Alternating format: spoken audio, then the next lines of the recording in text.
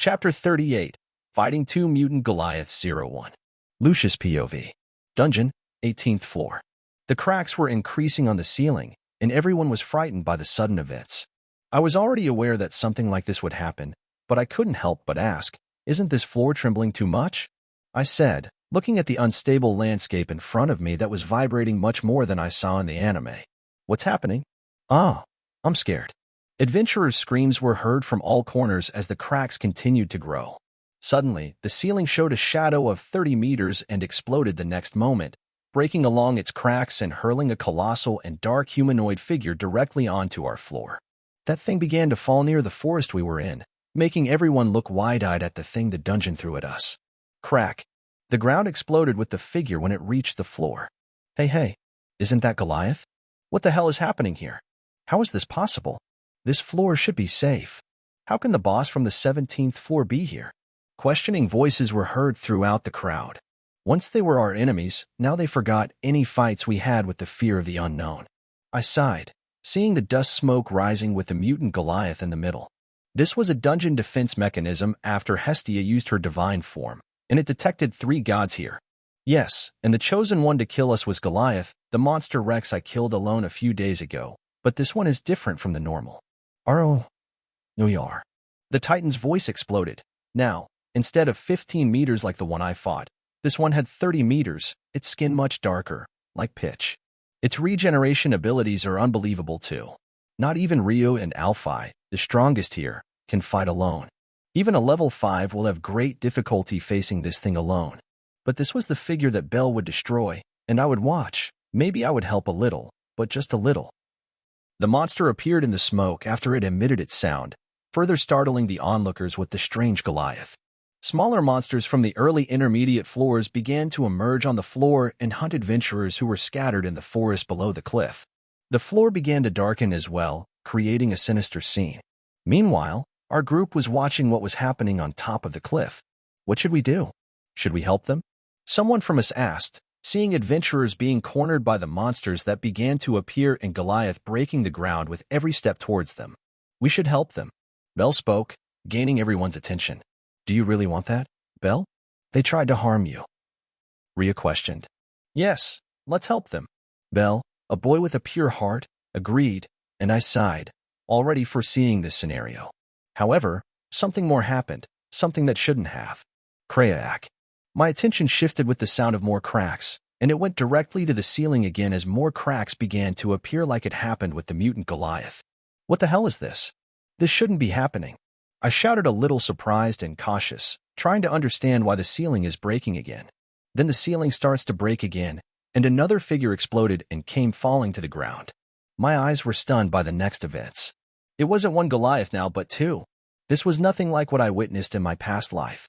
How did this happen? Why are there 2 Goliaths? I wondered, frightened. Things had gotten really bad now. Dealing with one mutant Goliath was already difficult. With 2, everyone could die here. Lucius didn't know, but he is the most important cause for this. When he used magical aura with the energy of the greater god and exploded, the dungeon's consciousness sensed the divine energy as arcanum, a very powerful one, indeed. However, the dungeon couldn't see the origin of the magical explosion at that moment. And with Hestia in her divine form, it made the dungeon believe that this powerful divine force was also on the 18th floor. Along with the presence of 3 gods, the dungeon, instead of creating one, released 2 Goliaths at a great cost of energy. I like to say that the dungeon has a great cost to do these things, or the juggernaut, because if it were the opposite, why wouldn't the dungeon make a bunch of these types of monsters to kill everyone? Shit, this changes everything. Bell and the others won't survive against 2 of them, I said quietly. What are we going to do? Aphrodite asked me at my side. Crack. The burst of the second Goliath was heard as it fell to the ground. Listen, I said loudly, making everyone snap out of their daze. I'll lure the second Goliath away. You guys take care of this first one. I gave a command, not caring that I was a level 2 and giving orders to people, be they the captain of my family or the level 4 adventurers from other families, even to the present gods. Are you crazy? You're going to fight one of those things alone? Hestia asked anxiously. If there are 2 in the same location, we'll never be able to defeat either of them. We're talking about a variant monster Rex here. If I lure another to the opposite side, I can hold him until you finish this one. I pointed to the nearest black Goliath. After that, you can come to me for support. I finally said and didn't waste any more time. Don't worry, I won't die. You all need to focus on that Goliath until you defeat it, then come where I am. I didn't let them protest, and I jumped off the cliff. I'm doing something that could be classified as suicide, but we'd never survive if we tried to escape from these two monsters. I thought, frustrated, seeing the second Goliath that was getting up after falling. Ruawar. When I landed in the forest, I started running towards the second Goliath, passing by the first without bothering with my presence. It was walking towards where more adventurers were gathered. Boom, boom, boom, boom, boom. While I ran, I launched firebolts at the monsters that the adventurers were fighting on the way. Thanks. Thanks for the help. At least they had the sense to thank me, but I didn't stop to listen as I ran ahead without stopping. After passing the first Goliath that ignored me, the second one wasn't far away. When I reached in front of it, I realized it was a variant just like the one I had just passed. Hey, but face Colossus. I shouted at him and gained his attention as he groaned in my direction.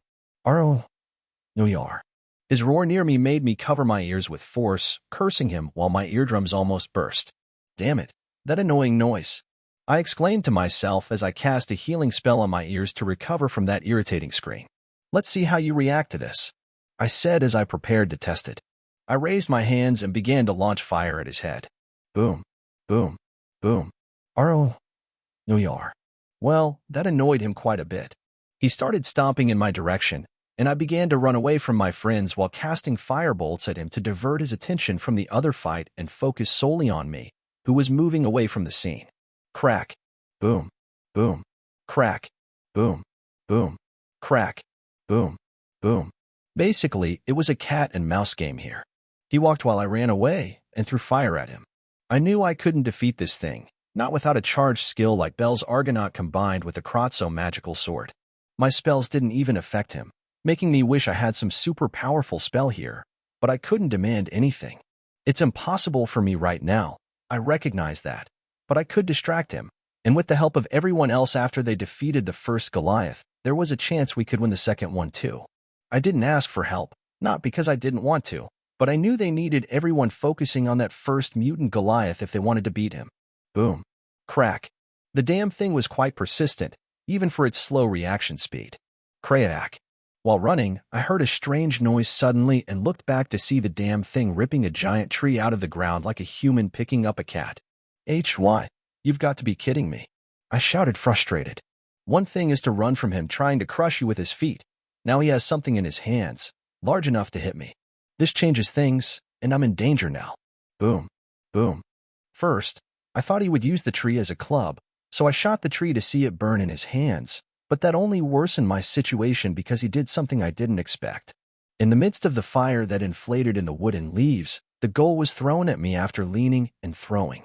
The flaming tree came at a speed I couldn't react to in time. Shit. I could only think as I watched that thing flying towards me. Hit. Crack. Ah. I was hit and thrown away through the forest by a flaming tree at that moment. Crack. After hitting trees and rocks in my flight, I stopped as soon as I hit a large rock, making it crack. Asterisk cough asterisk. Asterisk cough asterisk. I knelt with the impact after flying like a puppet 50 meters away. Besides the lack of air and coughing up blood with various organs damaged by the impact, I had first and second degree burns from my own flames, a not so intelligent move on my part while my clothes were damaged. I'm only conscious because I have iron skin activated, which helped me with the impact along with the increased resistance from the buff. Minor heal. I cast a healing spell to alleviate the pain and start healing myself. That was horrible. I muttered as I got up, hearing the steps of the mutant Goliath approaching me. I grabbed a potion, one of the few I had in my pocket, and drank it to help with the healing. Boom.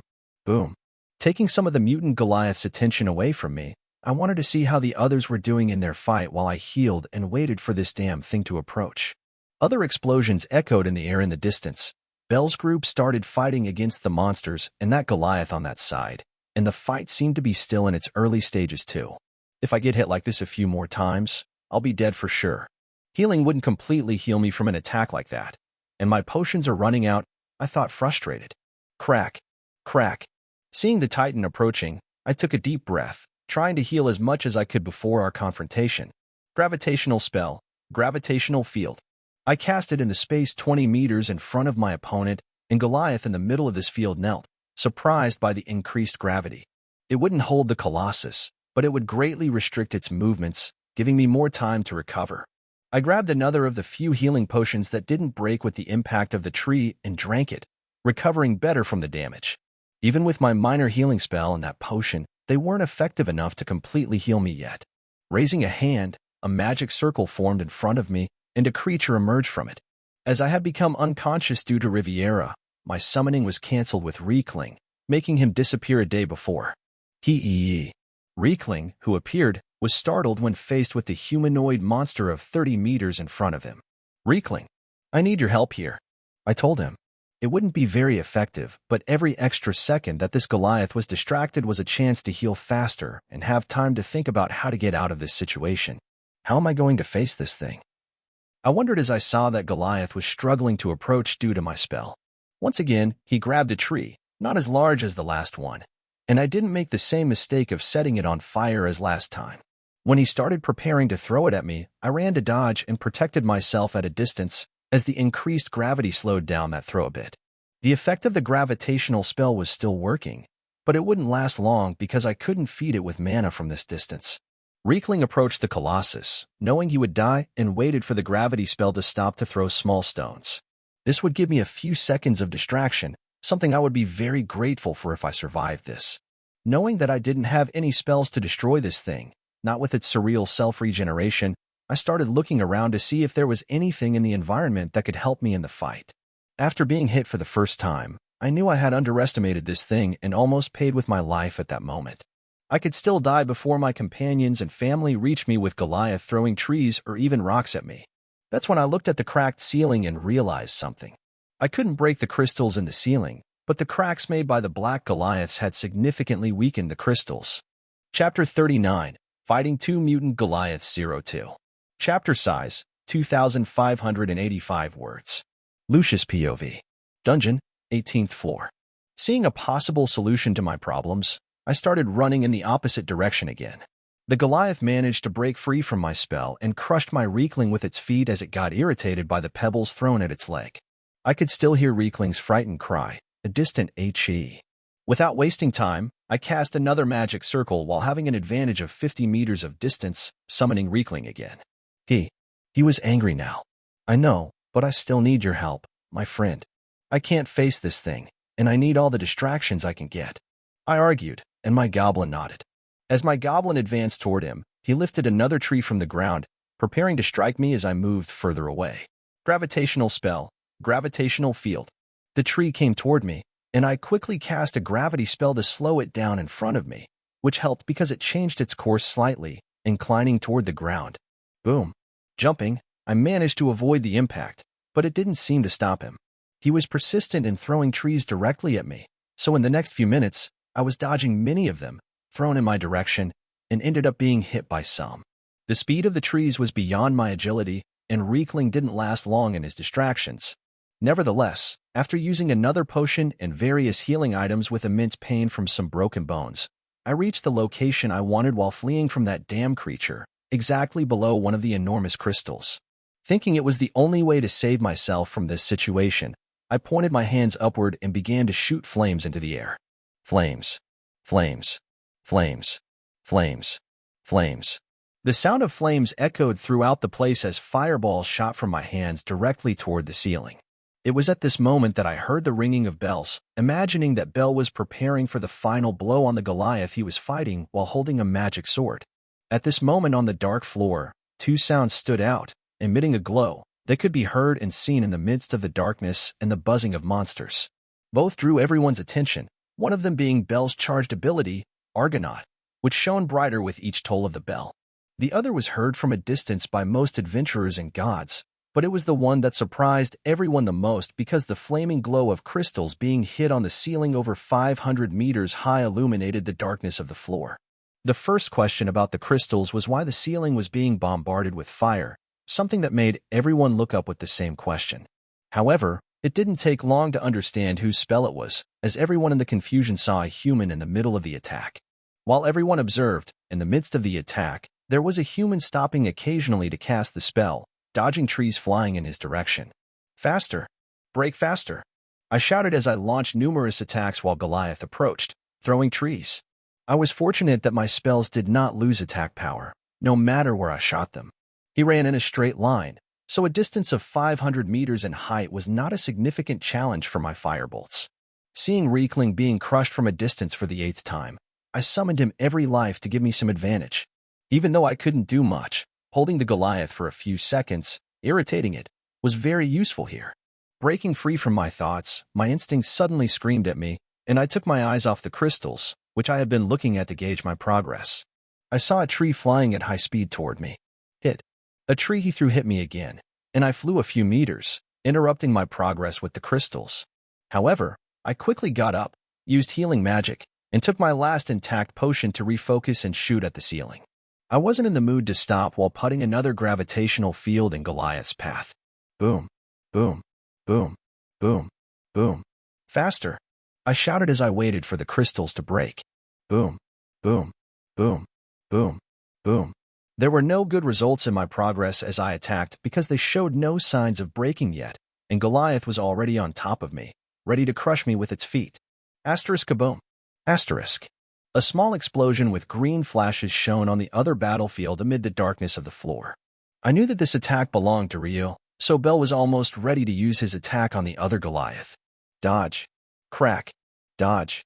Breaking away from my thoughts, I was forced to cease my fire while dodging Goliath's hands, which tried to punch me into the ground since its feet were not hitting me. Roa there. My opponent was as infuriated as an ant like me could be so slippery, so he roared. His roar, as far as I could tell, was to summon monsters to kill me for the first time, believing that this thing had at least some pride not to have done it before. Fortunately, the monsters he summoned were busy facing other adventurers at a distance, near the first Goliath. So it was just me and the giant in front of me. I summoned Riekling once again and distanced myself. I resumed launching my attacks on the ceiling. Boom, boom, boom, crack. The crystal began to crack for the first time after a while dodging the monster Rex and hearing the bell tolling from Argonaut in the distance.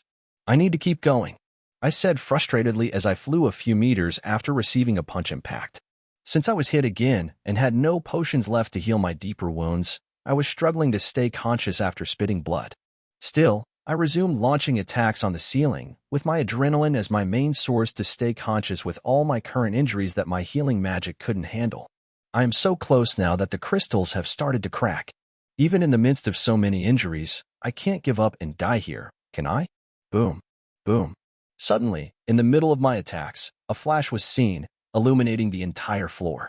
Kaboom! Bel Cranel launched the Krotso magic sword with the charged Argonaut, and an explosion shook the place as well. To my surprise, in a way, it even damaged the ceiling more, helping me as I saw the cracks spreading from the places that were already causing damage. Finally, they will be here soon, but I will finish what I started before that, I said to myself, knowing they would come to this fight as soon as they finished on that side. Still, I persisted in those crystals again, launching my firebolts again since I could still destroy this monster alone and wanted to prove to myself that I was capable. Boom, boom, crack, boom, crack, kaboom. With a sudden explosion on the ceiling, a flash illuminated the entire dark floor for the second time. Sounds of breaking glass were louder than anything heard so far. A look of horror appeared on the faces of all the spectators as they realized that the source of the noise came from the crystals on the ceiling, being bombarded by that rain of fire. The cracks began to expand, breaking apart the part that held the enormous crystals on the ceiling, detaching them and causing them to start falling with gravity. Seeing that I finally succeeded, I looked at the Goliath, which was looking up equally surprised, and cast Gravitational Spell, Gravitational Field. With this, I would restrict any chance of this monster being able to escape the giant crystals that were falling at that moment. I started running to the opposite side to avoid being crushed by them. Come on, I can't die here after everything, I said, putting my greatest effort into making my wounded legs run as fast as they could. Belcranal POV. Dungeon, same location. Hearing my grandfather's words in my memories, I activated my skill with the sound of a bell. What surprised me was the firebolts launched from the other side of the forest by Mr. Lucius, heading straight for the crystals on the ceiling above him. He had developed my firebolt to an unprecedented level, something I never imagined I could do and didn't have the magical energy that Mr. Lucius possesses to execute it equivalently. I couldn't help but feel a bit envious of his magical ability. He's fighting alone against one of those things, while we're all here trying to take down the other one. I thought, frustrated. This creature had infinite regeneration. Not even the 2 level 4 adventurers who were here could kill it on their own.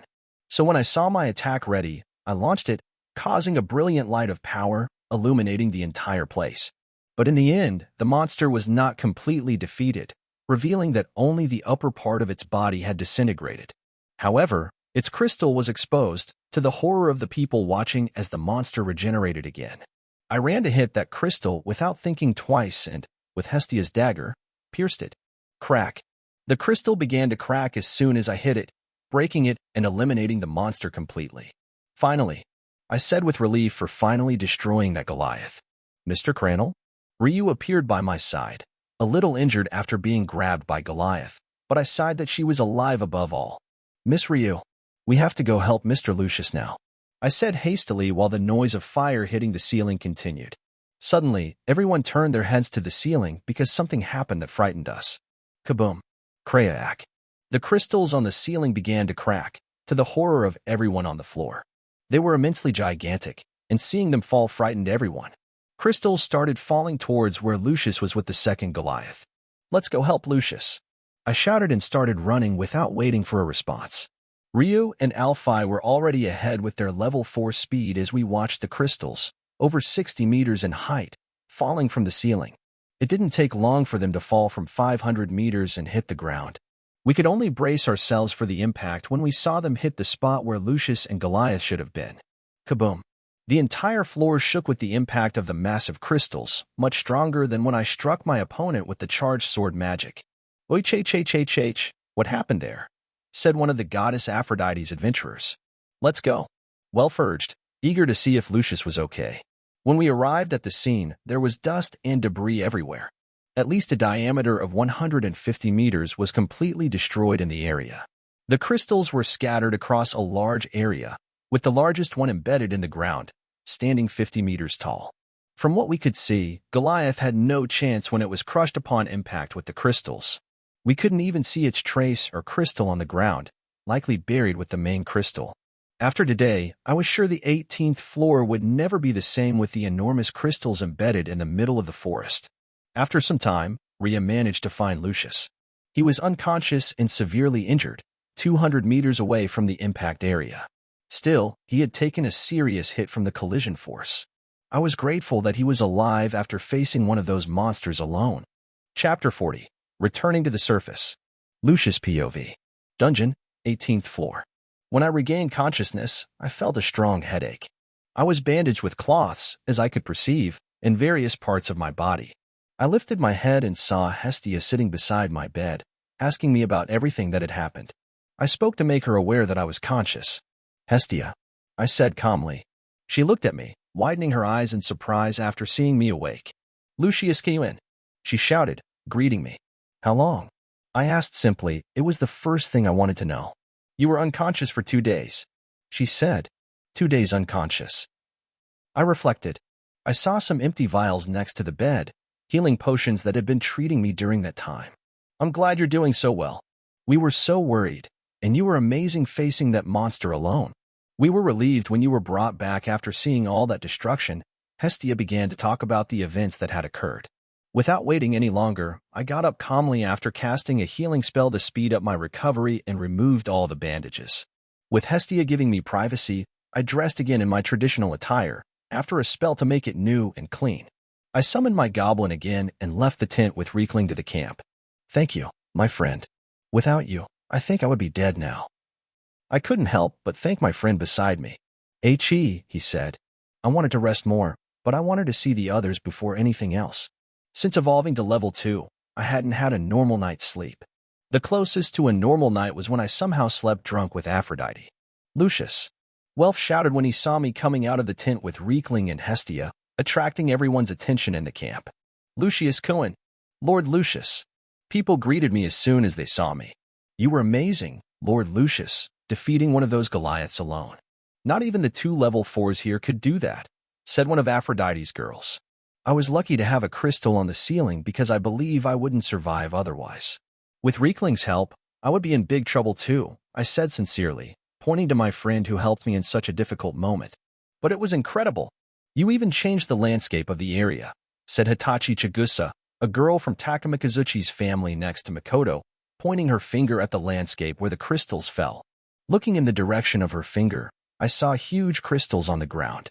The Black Goliath was crushed with no chance of surviving, while I was hit by the impact of the fall, injuring me and causing me to lose consciousness as I flew to the opposite side. I hope there are no issues with the guild because of this, right? Like, it was a matter of survival, I thought, cautious about any fines the guild might impose on Hestia. I hate debts above almost everything. At least I left my mark, didn't I? I said jokingly, as everyone would see the change in the landscape when passing by.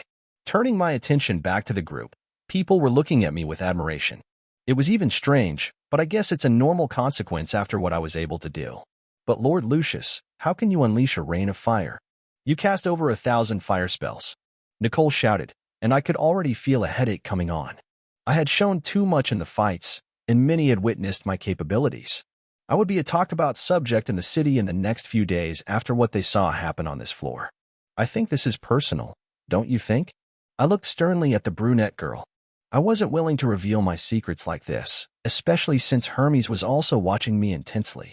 My demonstration must have been a reality check even for him. That's right, everyone has their secrets, especially about a member of my family, Hestia said, cutting off any curiosity from the group about me. She was also incredibly surprised by my power, as she had never seen my true abilities before. However, we had an agreement about my secrets, and she would never press me to reveal anything. I was sure that she genuinely considered me a member of her family, even though I had my secrets. I had only helped Belle and the others so far, not to mention risking my life fighting that second Goliath alone. Afterward, we started to organize ourselves. We would stay here longer for me to recover, and we ended up returning to the routine of the past few days. In the meantime, I avoided Rivera because I knew people would ask me questions about myself, and I wasn't in the mood for that kind of attention right now. With everything returning to normal, we had a big bonfire with other fish we caught. As always, I listened to Hestia and Aphrodite insulting each other, as usual, during the night while we laughed and talked about other things. When I got to my bed, a bit drunk but still conscious of my actions, I finally decided to look at the notifications that had appeared for me since I woke up but didn't want to see during the day while I wasn't alone and was paying attention to other matters. Missions. Hidden. Monster Rex variant mission. Defeat Black Goliath alone. Progress. Completed. Reward. 500,000 points. Hidden condition. You defeated Black Goliath, level 5 monster. At level 2, hidden reward. 01x random rank 3 magic card. Plus 01x card that nullifies a chosen magic incantation. Plus 500,000 points. When I defeated the first Goliath, it was a monster that I classified as level 3, while I was level 1, and I gained the same condition as here. I wonder if the hidden rewards are acquired when I defeat a Rex monster with 2 levels below what it represents. I couldn't help but wonder, as the bonus was quite enticing. Author here. I couldn't find exact information on what level Goliath represents, so I put level 3, still unsure if it's level 3 or 4. But leaving that thought about hidden rewards, I looked with a big smile at my current reward. Ha ha ha ha. I was forced to express my happiness with a maniacal laugh. I have 1,000,000 points now, and I wasted no time in quickly opening the shop. Space spell / quick dodge / rank 3, 300,000, a small teleport of a few meters for dodging. Lightning spell / lightning weapon / rank 3, 500,000, spell that does the same thing as Sasuke and is Chidori on the sword. Summoning spell / conjure flame Atronak / rank 3, 200,000. Total, 1,000,000 points. Acquire? Yes / no. Yes. Store points, 1,059,560 to 1,000,59,560 points. I bought these spells to be better prepared to evolve on the floors starting from Rivera. With the ability to delve even deeper into the lower floors, I could earn even more points. Thinking about the future, I continued down the list, and the spell I coveted the most now was the space spell / fast teleport / rank 4, 10,000,000, but it's a distant dream for now. When the 3 books appeared, I read them quickly and burned them. Now let's check my stats by clicking on the option. My screen appeared. Information. Name, Lucius Drakenar. Race, human. Family/Falna, Hestia. Nicknames, open. Level, 2. Stats. Strength, I0-I60. Endurance, I0-H150. Dexterity, I0-H110. Agility, I0-H105. Magic, I0-D310. Abilities. Blessing of? Nullifies any mana expenditure. Charge magic. Hold the magic for 2 times its cooldown and release an attack 4x times stronger. Development abilities. Luck, I. Spells. Fire spell/firebolt/rank 2. Mission complete. Ice spell/freezing/rank 1. No mission. Support spell/strength booster/rank 2. Mission complete. Support spell/speed booster/rank 2. Mission complete. Summoning spell/goblin/rank 2. Mission complete. Lightning spell/lightning weapon/rank 2. Healing spell/minor heal/rank 2. Alteration spell/mage light/rank 2. Alteration spell/clean body clothes/rank 2. Alteration spell/repair clothes/rank 2. Magic spell/minor magic aura/rank 3. Fire spell/multi firebolt/rank 3. Alteration spell/iron flesh/rank 3. Gravitational spell/minor gravitational field/rank 3. Space spell/quick dodge/rank 3. Lightning spell/lightning weapon/rank 3. Summoning spell/conjure flame atronach/rank 3. System inventory.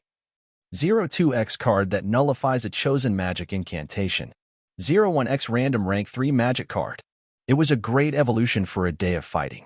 Unfortunately, I won't have an opportunity to grow like this for a while, even though I almost died. It was a great experience for my mind to prepare for the lower floors ahead of us. After reviewing the entire system, I decided to get some sleep, finally. The next day. I woke up again the next day with someone lying beside me. Aphrodite? What the hell are you doing in my bed? I said, still sleepy, trying to figure out how on earth she ended up here without me noticing. I looked at Riekling, who was awake, and he just shrugged in response to my questioning look.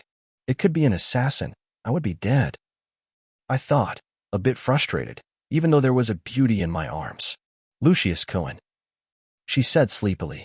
I sighed and moved her aside, deciding to get ready for the day after ignoring her. Everything went as usual. We were still in the same place where the Loki family had set up with our own tents. While I recovered calmly, Hestia and Lily spent the day fighting for Belle's attention, while the rest of the group was caught up in their own affairs.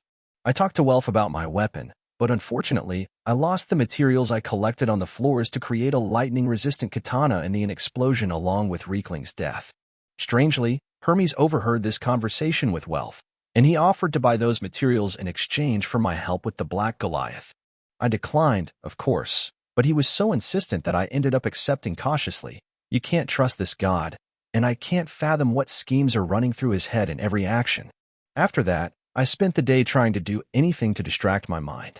Unfortunately, Hestia denied me going to the 19th floor, and I ended up accepting it, deciding to wander around the place.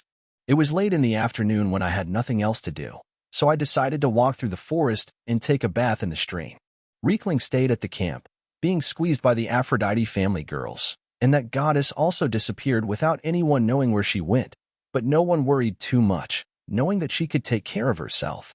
I was thinking about my future. In this timeline, events would unfold in sequence, like in a few weeks, Apollo will declare war on us, then comes the war with Ishtar, then the Xenos, soon after comes the expedition and the Juggernaut, and after that? Unfortunately, I have no more knowledge of the future, and that's what scares me the most, but it also excites me because I'll be adrift in the unknown, and things are more exciting that way too. I can't afford to relax for a few days now. I have to get stronger quickly to face all of this. Many people have seen my abilities, and I will be targeted by many now. I need to strengthen myself to protect me. I chose the Hestia family, knowing that I would attract attention and would have someone behind me. I chose them not only because I like them, but also because they have the greatest potential in Orario. Besides, I plan to stay in Belle's shadow without anyone noticing me, but that won't be possible anymore, I believe. As I walked, I heard the sound of water, which brought me back from my thoughts, and I found a certain goddess bathing alone when I approached the place where I found Riviera.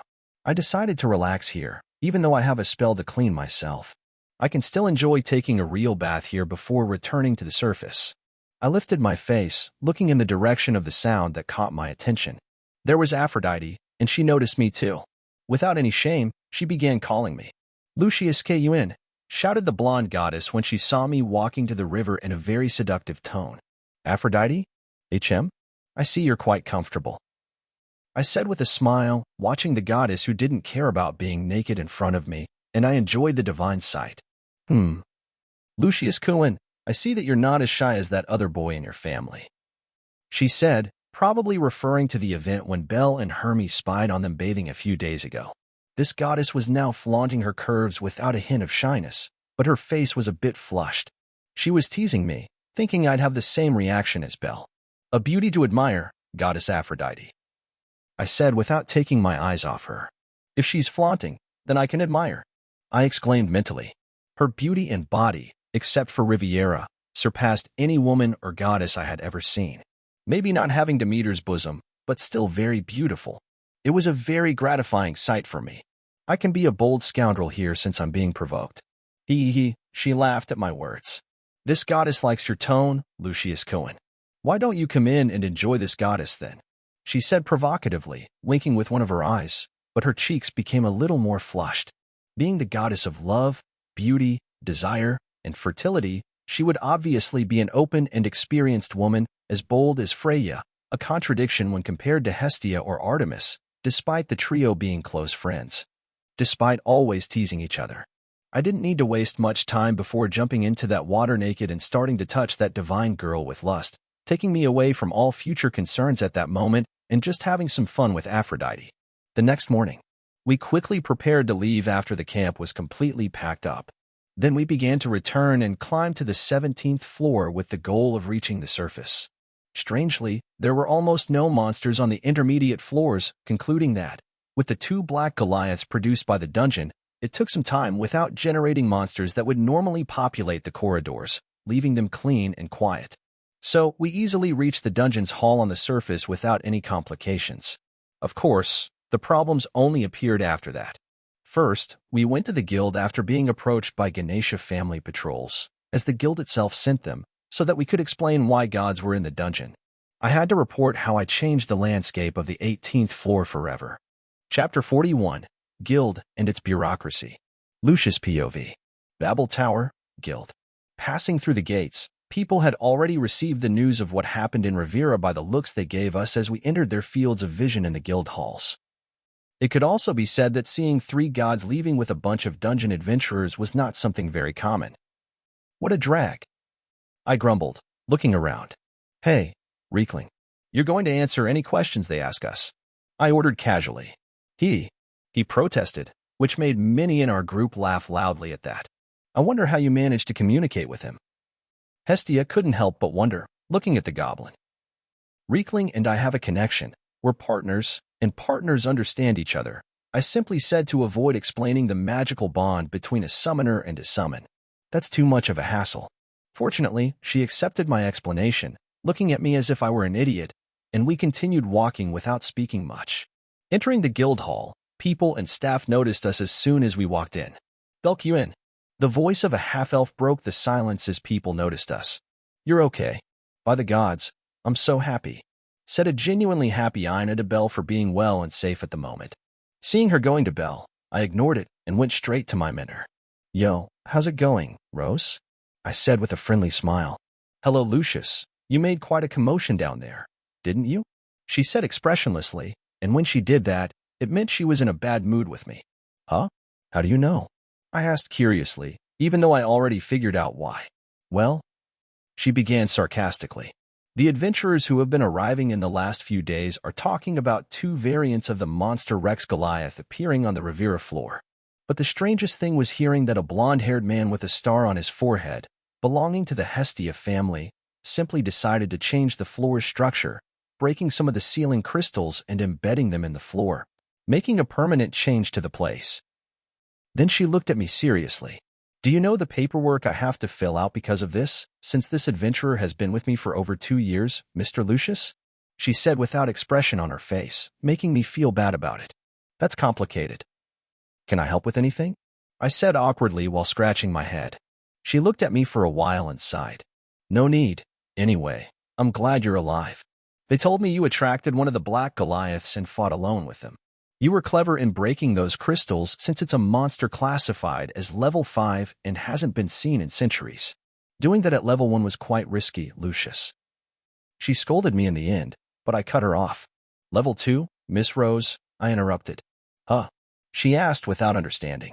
I am now at level 2, I repeated, showing a proud smile. How? I saw your statistics at rank I a month ago. She asked, genuinely surprised and stunned. Unlike Hestia, she didn't keep up with my growth. Seeing how I changed in a month after 2 years as a level 1 adventurer must have shocked her. But I just shrugged, leaving the stunned Red Fox woman as I returned to the group of my friends. Friends if we exclude Hermes, of course. It's him, isn't it? I heard some voices in the hall as I was returning to our group. Yes, I heard he looks like that, said another voice. Are you saying he's the one who fought a variant monster Rex alone and broke the crystals on the 18th floor with a fire shower, as I heard yesterday at the bar? I heard his magic energy is inexhaustible. Can you believe he cast 1,000 spells? Some adventurers were talking about it. That's absurd. They're surely making all of this up. But no one can deny it if the guild confirms that the Riviera floor has really changed. He doesn't seem all that. I heard he might be level 5, but I've never heard of him, since everyone at that level is famous in the city. Let's wait for the guild to confirm all this nonsense. I'm sure it will end up just being rumors or someone trying to promote their family with great deeds and fame. I just ignored these guys. My life wouldn't be as calm as I was used to in this city anymore. Perhaps my fame has surpassed that of Bell now. I hope this doesn't attract unwanted attention to Hestia, or that damn god won't come looking for me if he hears all this nonsense. After that, I regrouped with the others and started a conversation with Wealth. This lasted until a guild employee called us. In the end, Hestia, Aphrodite, and Hermes went to have a conversation with Uranus. The rest of us were dismissed, of course, except for me, who was called to talk to the damn fat elf who manages the guild. After being escorted to a private room, I found the elf, a character I never liked, looking out the window without bothering to look at me when I entered the room, clearly disdainful of my presence. I didn't care about that and sat down, ignoring this man. I never liked him, and just hoped to leave this place to rest at home again. I've heard a lot about you, Mr. Drakenar. He began without taking his eyes off the window. He must have been annoyed since I sat down without caring about him. Good things, I assume. I said sarcastically, knowing it should be the opposite. Well, I admit you caught my attention when you attacked Ace in front of the guild, after she attacked your goblin. By the way, is he still alive? He asked me calmly. Of course, he's alive. He's a summon, not a dungeon monster, I scoffed. A summon? Never heard of magic like that. He said, I would bring him here if I could. I'm sure he would answer all your questions. But your staff wouldn't allow it, so I was forced to send him along with the rest of my family. I mocked. I see that Mr. Drakenar likes to see all this as a joke, he began. You were an adventurer from a family 2 years ago, without attracting much attention. But after being expelled and joining the Hestia family, you stood out as a first-class adventurer in just a month. I admit I am surprised by your actions, fights, troubles, peculiar spells, and great magical power. Mr. Fat Elf, can you tell me exactly where you're going with this? I'm fed up with your rambling, I said coldly to Royman Mardil, not caring how stunned he was that I called him that. If it weren't for a direct request from Uranus, I swear I would expel you with a fine, Mr. Drakenar, he said angrily, but I was also angry with all this rambling. So spit it out already. I have things to do, I said simply. What I mean is that the guild has learned of a certain family looking for its eldest son.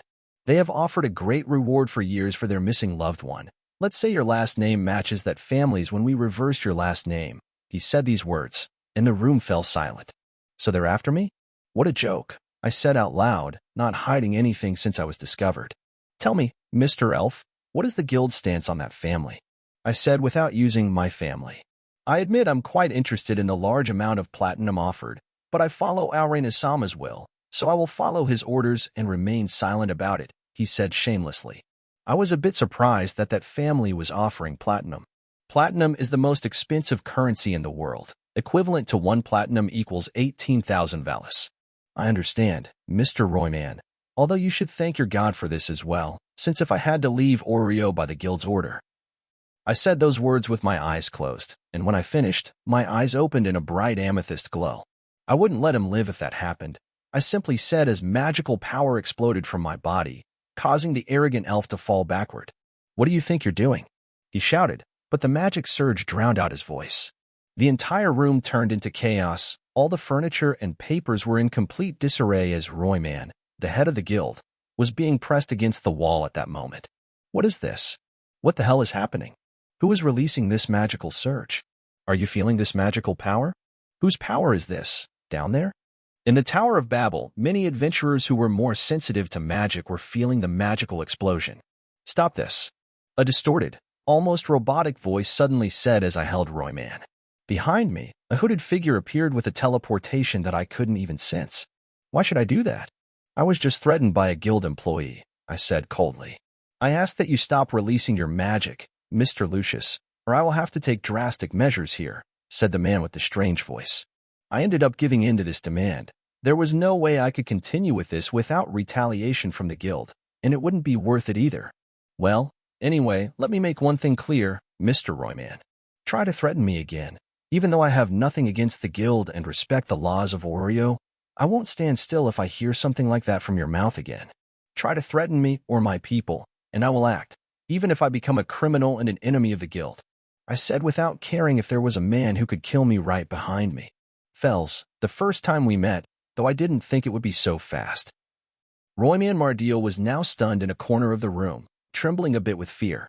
He may not have suffered damage, but the magical pressure could mess with the elf's psyche. I hope this makes him stop bothering, as I am evolving. I don't want to be forced to leave Orario because my biological family has been after me for years. I was only discovered now because I stood out so much in the last month. Anyway, my message has been delivered. I don't think I came here to answer anything about what happened on the Rivera floor, right? I had no choice but to knock down those crystals to kill that second variant. I can't apologize for that, I simply said, as there was an uncomfortable silence in the room after I canceled the magic. Fells behind me silent and a gasping elf on the floor in front of me. Anyway, if you only called me to threaten me, I'll be going, as we have nothing more to talk about. I said without caring about anything else as I turned to leave. Wait. The hooded figure spoke. I'm starting to find his voice annoying. What is it? I said without caring to hide my bad mood. Mr. Royman Mardial may have overstated his approach, he began. But Arenas-sama instructed to say that your secret will be kept, and no one will bother you. But Arenas-sama expects you to pay for it with a favor since Arenas-sama saw great potential in you. He concluded. I scoffed. I could have expected something like that. If you never bother me with this again, I see no reason why I wouldn't help your god for a moment or two. But I hope this issue never resurfaces. Yes, this is the will of Arenas-sama. He concluded. Man, I never imagined that the name of a god could be so irritating with Fells repeating that name several times, I thought. Anyway, I'm leaving, so until next time. I said as I opened the door to leave, leaving Fells standing in place and Royman still on the floor gasping. Despite having a Falna, he wasn't an active adventurer, so the level 3 magical pressure had a certain effect on him. I had things to reflect on now because it seemed that the shadow of my past was starting to haunt me. Chapter 42. Training. Making all spells chantless. Lucius POV. Guild. Babel Tower. After leaving that room, I headed straight to the guild's exit. All the groups had split up after I was called in for a testimony, as it just happened. Everyone went in opposite directions. Belle and Lily returned to the church accompanied by Riekling, so I went in that direction. After finally arriving at the location, I went straight to my bed, wanting to rest for a few more hours, not caring that the sun was still in the middle of the sky. When I woke up, I noticed I was alone in the place with Riekling. Hestia and the others had gone to Mamma Mia's hostess of fertility to drink and celebrate. No one invited me because I was resting, and I personally asked Riekling to prevent anyone from disturbing my sleep, but I wouldn't have gone anyway. I have other plans. I wrote a note saying I would go back to the dungeon again and spend some time adapting to level 2. I grabbed some valise bags from under the bed, as I didn't want to wait until the next day to buy materials. Since it was night, there were no open places that met my demands. Even if I would spend more in Rivera, I had a lot of money saved in the last month. So, I left the church ready to go back to the dungeon again. I wouldn't like to stay in Orario for the next few days either. It would be good to train my magic to get their rewards and acquire more points and new spells in the meantime. Passing through the dungeon hall, I received some looks that recognized the adventurer with the support goblin, and now known as the adventurer who destroyed part of the 18th floor. Ignoring the glances, I dove into the dungeon. It was only after 8 hours, running through the floors with Riekling, that we reached Rivera again. The first thing I did, aside from ignoring the looks I received when I arrived in the city, as I am more famous here than in Orario, was to go straight to some supply stores. "Hey, young man." As I walked, I heard a voice calling me, causing me to turn to the source of the voice. It surprised me that it was the man who owned that and I destroyed. "Hello," I said curiously, wanting to know what he wanted with me now. "Thank you for helping with that monster," he finally said.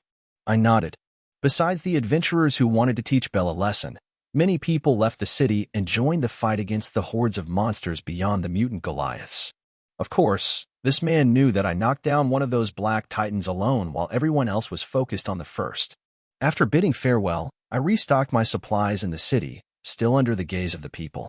But I thought it was better than dealing with those eyes than those on the surface, so I chose to pay more here in Rivera as another reason to come here.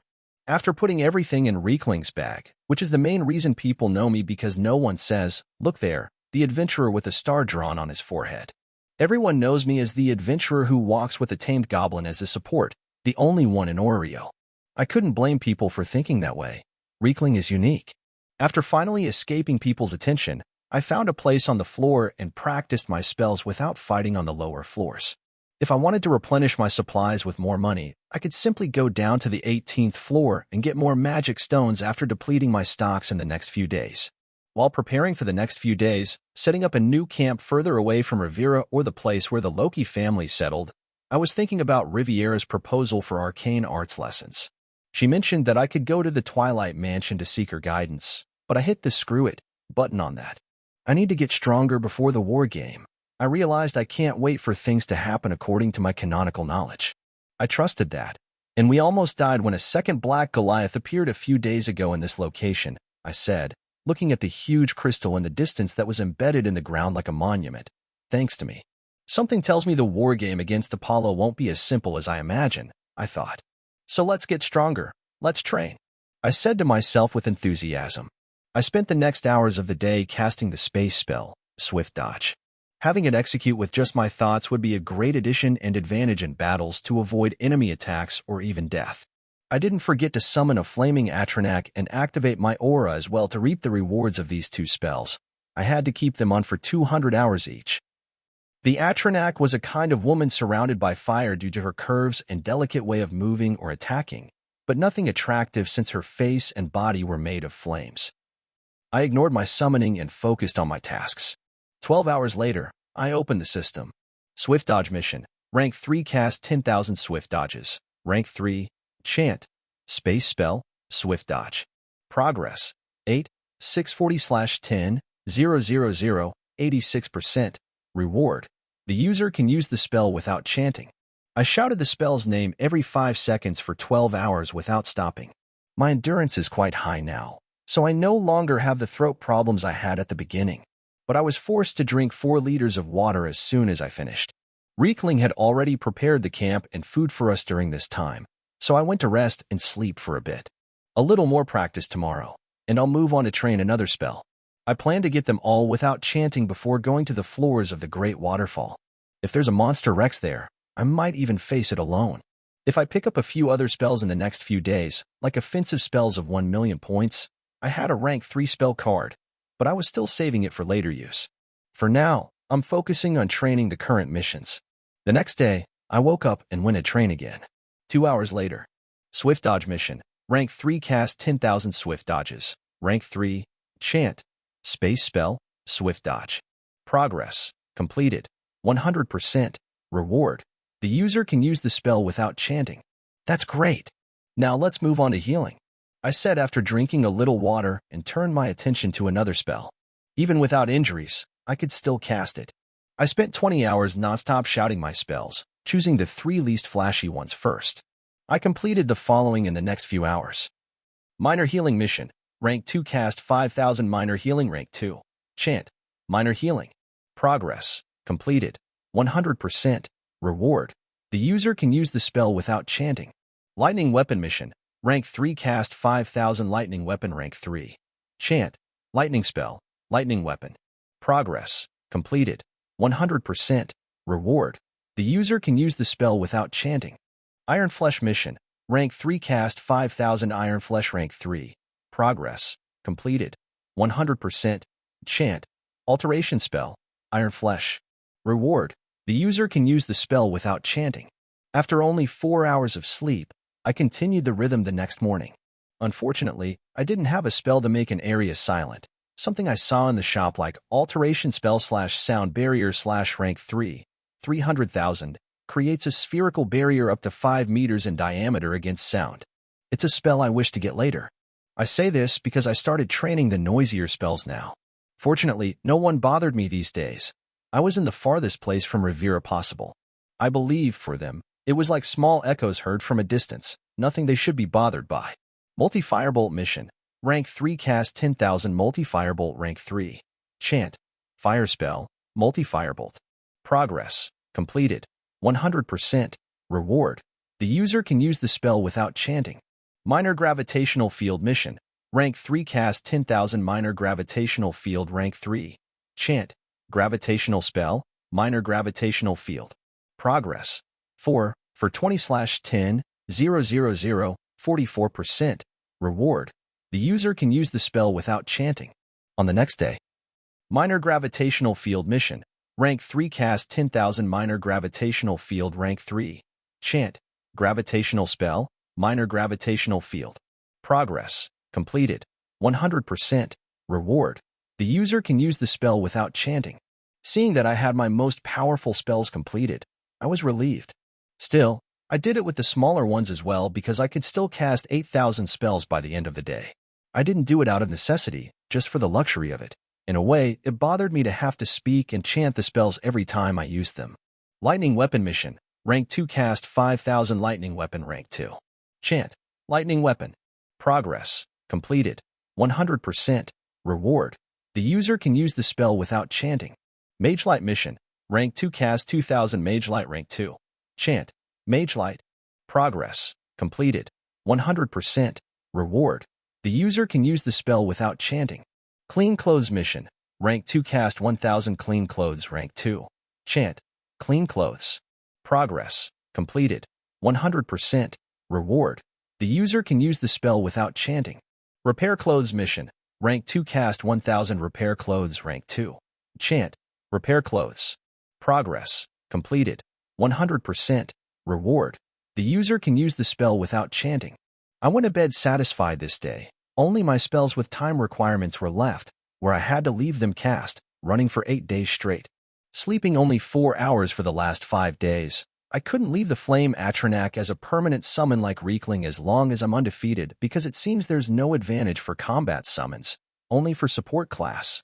Reekling may have a spear, but he's practically useless beyond the first floor to support me in battles. Conjure Flame Atronak Mission. Rank 3 Keep Conjure Flame Atronak Rank 3 active for 200 hours. Chant. Conjuration Spell. Summon Atronak. Progress. 94/200, 47%. Reward.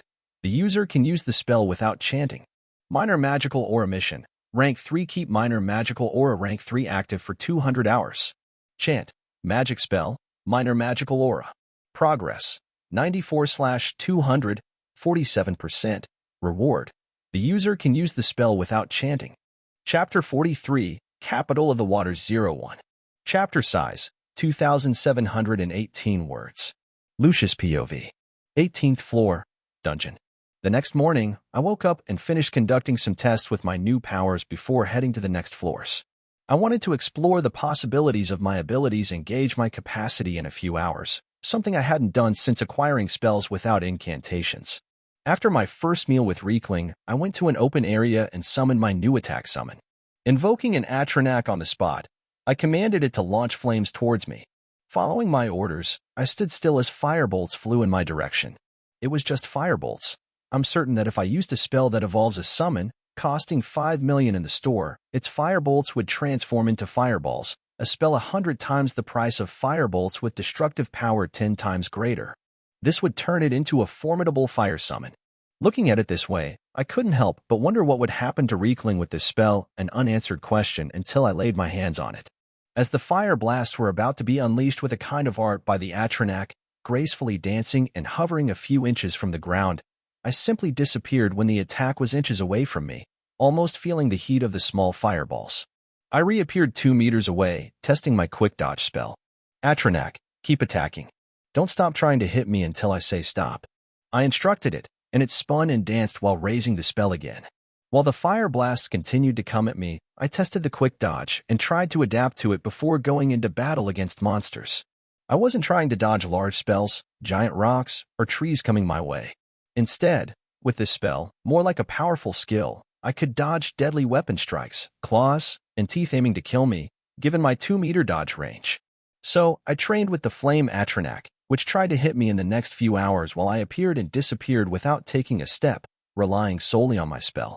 I ended up getting hurt a bit as I was still getting used to the sensation, but it's better to get burned by friendly fire than pierced by dungeon monsters. I got used to it, and in the end, I wasn't hit by any fire in the last hour that attempted to strike me. In the end, this sensation of a small teleport became very enjoyable, and I truly liked it while no projectiles hit me in the last hour. It was a far cry from just conjuring in the past few days, which was quite dull and demotivating, but now it was different. Without an incantation in real combat, the experience was incredible. Feeling ready to fight on the next floors, he began to dismantle his small camp, donning his armor and cloak. He left the area with his goblin companion by his side. While things unfolded normally on the 18th floor, an adventurer with a wizard's cloak shone and a small blue aura around his body, and his amethyst eyes gleamed. By his side was a support unlike anything ever seen before, a goblin with a large backpack, a monster never before seen tamed. On the other side of the wizard, another monster, a female creature made of fire, flew while somersaulting in the air from time to time, leaving a trail of fire wherever she went. This small group was now heading towards the stairs to the 19th floor. The adventurers returning to Rivera from their expeditions on these floors, who saw the peculiar group of mages and creatures, were all levels 2, 3, or 4. Despite their curiosity, they were alarmed by a group of this magnitude, and no one wanted to mess with them. They simply passed by the trio without asking any questions, trying to stay as far away as possible, while the 2 monsters and the human mage descended the stairs. Third-person POV. 20th floor. Everything was calm on the 20th floor. The monsters were in small or large groups, encountering no opponents so far. However, the silence ended when suddenly a group with 3 Vuivres heard a noise from the darkness of the tunnels, a sound of footsteps coming their way. The trio was on alert, waiting for any enemy to appear, until the corridor lit up with a ball of light flying on the shoulder of an adventurer who appeared, holding a sword shining in a blue ray. This ball of light was the Mage Light, while Lucius used the Lightning Sword, a form reminiscent of Sasuke using Chidori in his Kusanagi. Upon seeing the Vuivres in front of him, Lucius prepared for battle, and the creatures began to growl at him. Without wasting more time, he ran forward at a level 2 speed. The monsters could easily handle this, but as they attacked the adventurer, he disappeared in front of them before their claws could tear into him and reappeared beside them with a small teleport. He wasted no time and tore through the head of the nearest creature. The other 2 creatures, seeing this, attacked the adventurer with hatred, but he simply disappeared again and reappeared a few meters back from the furious Vuivres. The 2 creatures were boiling with even more anger, growling at him in frustration, outraged by this opponent who was evading their attacks easily.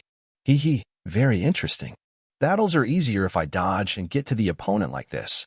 With the lightning weapon spell, I don't even have difficulty cutting these monsters like the previous spell. It's like cutting paper now. However, my weapon started showing small cracks after a few hours of fighting. He reflected while ignoring the monsters running and attacking Lucius. Without wasting any more time, he resumed attacking the monsters. Utilizing his quick dodge ability, he appeared behind one of them, killing it in a few seconds. The other attempted to attack, but suddenly, 6 fireballs appeared around the human without a word from him, as if he had done it with just a thought. The attack, a multi-firebolts charged assault, forced the last Vuivre to protect itself with claws on its face and retreat after being hit point blank. This gave the adventurer time to lower the creature's neck after swiftly dispatching the last one. A small goblin appeared as soon as the battle ended, congratulating the human, while a fiery creature appeared by his side, further illuminating the darkness of the floor where they stood. This is very interesting. Lucius celebrated, realizing he had sustained no injuries in this fight, which he took quite easily.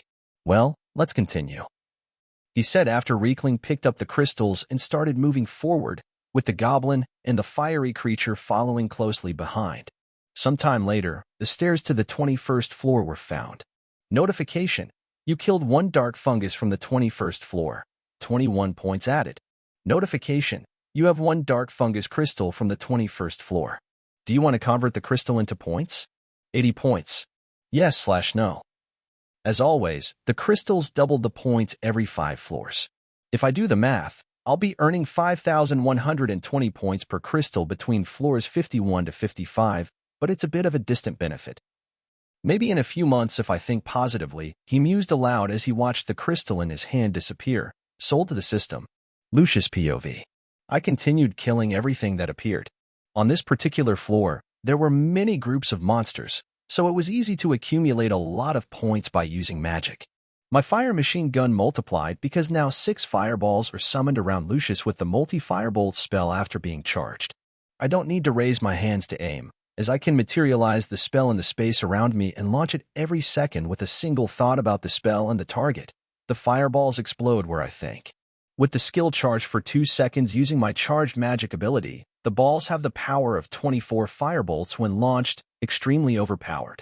On these floors, I had to hit the monsters dozens of times for them to be destroyed. Still, with the speed of my magic and the quantity of attacks, it was quick to eliminate all of them as I explored the floor with an insect theme. In the end, Lucius stayed on the floor until he eliminated all the creatures, not in a hurry to advance to the lower floors. He ended up killing 1060 monsters on this floor and sold the crystals he gained to the system.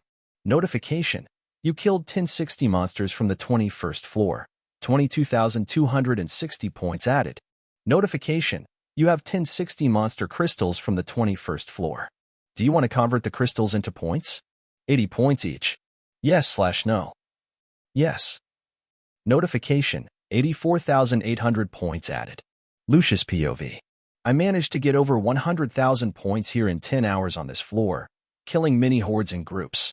I only sold the crystals from this floor and left the others to sell in Riviera and exchange for more supplies. So, after 20 hours in the dungeon, I decided to return to the safe zone and rest for a bit. After a few more hours taking some potions, I had to avoid passing out from exhaustion, as I had accumulated a sleep debt since I started training. I finally arrived in Riviera. I had to turn off my magical aura and my flame Atronac, which I had kept on to complete their respective missions. Ignoring once again the stares directed at me as I entered the city, I exchanged my 600 crystals for supplies for many days, as I planned to accumulate more points without having to return to this floor. Meanwhile, I dived deeper and explored the dungeon in the water capitals, which is my current goal. In the end, I got a room at it in this time, so I wouldn't have to set up camp again. I've accumulated 118,760 points in just one day. That's very good, I thought, satisfied with my points. I've been in the dungeon for almost a week now. I don't know exactly when the events with the Apollo family will start, but I plan to stay here for another 10 days to accumulate more useful spells, so I went to sleep. The next day, without wasting time, I returned to the lower floors without wanting to go back to Riviera so soon. As I fought everything I encountered and followed the maps I bought for the lower floors, 2 days passed, and I managed to reach the 25th floor for the first time. The sight of the waterfalls cascading for hundreds of meters was very satisfying to look at, wondering what kind of creatures I will find here. The monsters are getting tougher, but with my powers, if I don't face the amphibian on the 27th floor, I'll be fine. With a bit of difficulty, I reflected. I'm having a bit of difficulty each time I go down to the lower floors. The monsters become stronger and smarter. Even with the quick dodge, I still got hurt many times during some fights, and if it weren't for my magical skin, I would be seriously injured. Putting that thought aside, I started to explore the floor and began fighting in these next corridors, battling raider fish, harpy, siren, blue crab, aqua serpent, crystal turtle, devil mosquito, light quartz, Christoroth urchin, iguazu, mermaid, and merman, encountering fights against terrestrial, aquatic, and even aerial monsters. I didn't worry too much about exterminating all the monsters on the floors, as I faced all of them on the way that led to the stairs to the other floors, according to the guild map I had with me.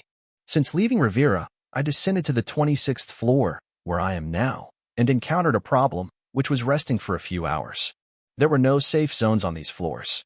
So I adopted A's strategy when she was teaching Belle to fight in the early episodes of the anime, which was to sleep on the ground for a few hours. However, this annoyed me. I am an adventurer with enough resilience to endure sleeping on the ground, but it bothered me, preventing me from having a quality sleep in the few hours of rest. I am the kind of person who had the spell that cleaned me without needing to take a bath, and for that reason, I loved this spell more than any other. Yes, I love comfort and cleanliness. So with this thought and without wasting any more time, after accumulating many points in the last few days, I opened the shop again. At that moment, I bought the most useful spell I found so far. Alteration/Creation Intermediate Spell /Rank 3, 500,000, spell that creates fixed objects in a place like a bed, forge, alchemy table, tent, table, chairs, among other things for a while until the user undoes the spell or stops casting it to keep it. I spent 500,000 points out of the 800,000 I accumulated in the last 5 days. It's a bit of a waste if I consider the spells that made me stronger, but now I can sleep in a bed whenever I want, and that gave me another quality of sleep that I never had, even in the safe area. Not just a bed, I can cook and eat at a table with dishes I create with magic. I started having fancy dinners in front of the great waterfall of these floors. I've never had so much luxury in the dungeon before, and I believe no one else can have this luxury as I am living now. So yes, I don't regret spending 500,000 points on a spell over many other useful ones in battle. Spending another day in my adventures on these floors, I ended up clearing the entire 26th floor, and I was satisfied with my results. So, I went to find an area to have a rest and a meal, unlike before when a little after leaving Rivera, I had to look for a somewhat hidden place with a flat ground to avoid hurting my back. Now I could find any place where Riekling could stand guard for me to create a comfortable bed. But before that, I decided to stop in an area next to a stream between the rivers of the floors before reaching the waterfalls and summoned a dining table. After cooking on a stove, I created an object that doesn't exist in this world, but I created one that needed magic stones to work, an easy fuel to get while you're in the dungeon. I made some dishes, pots, and a frying pan.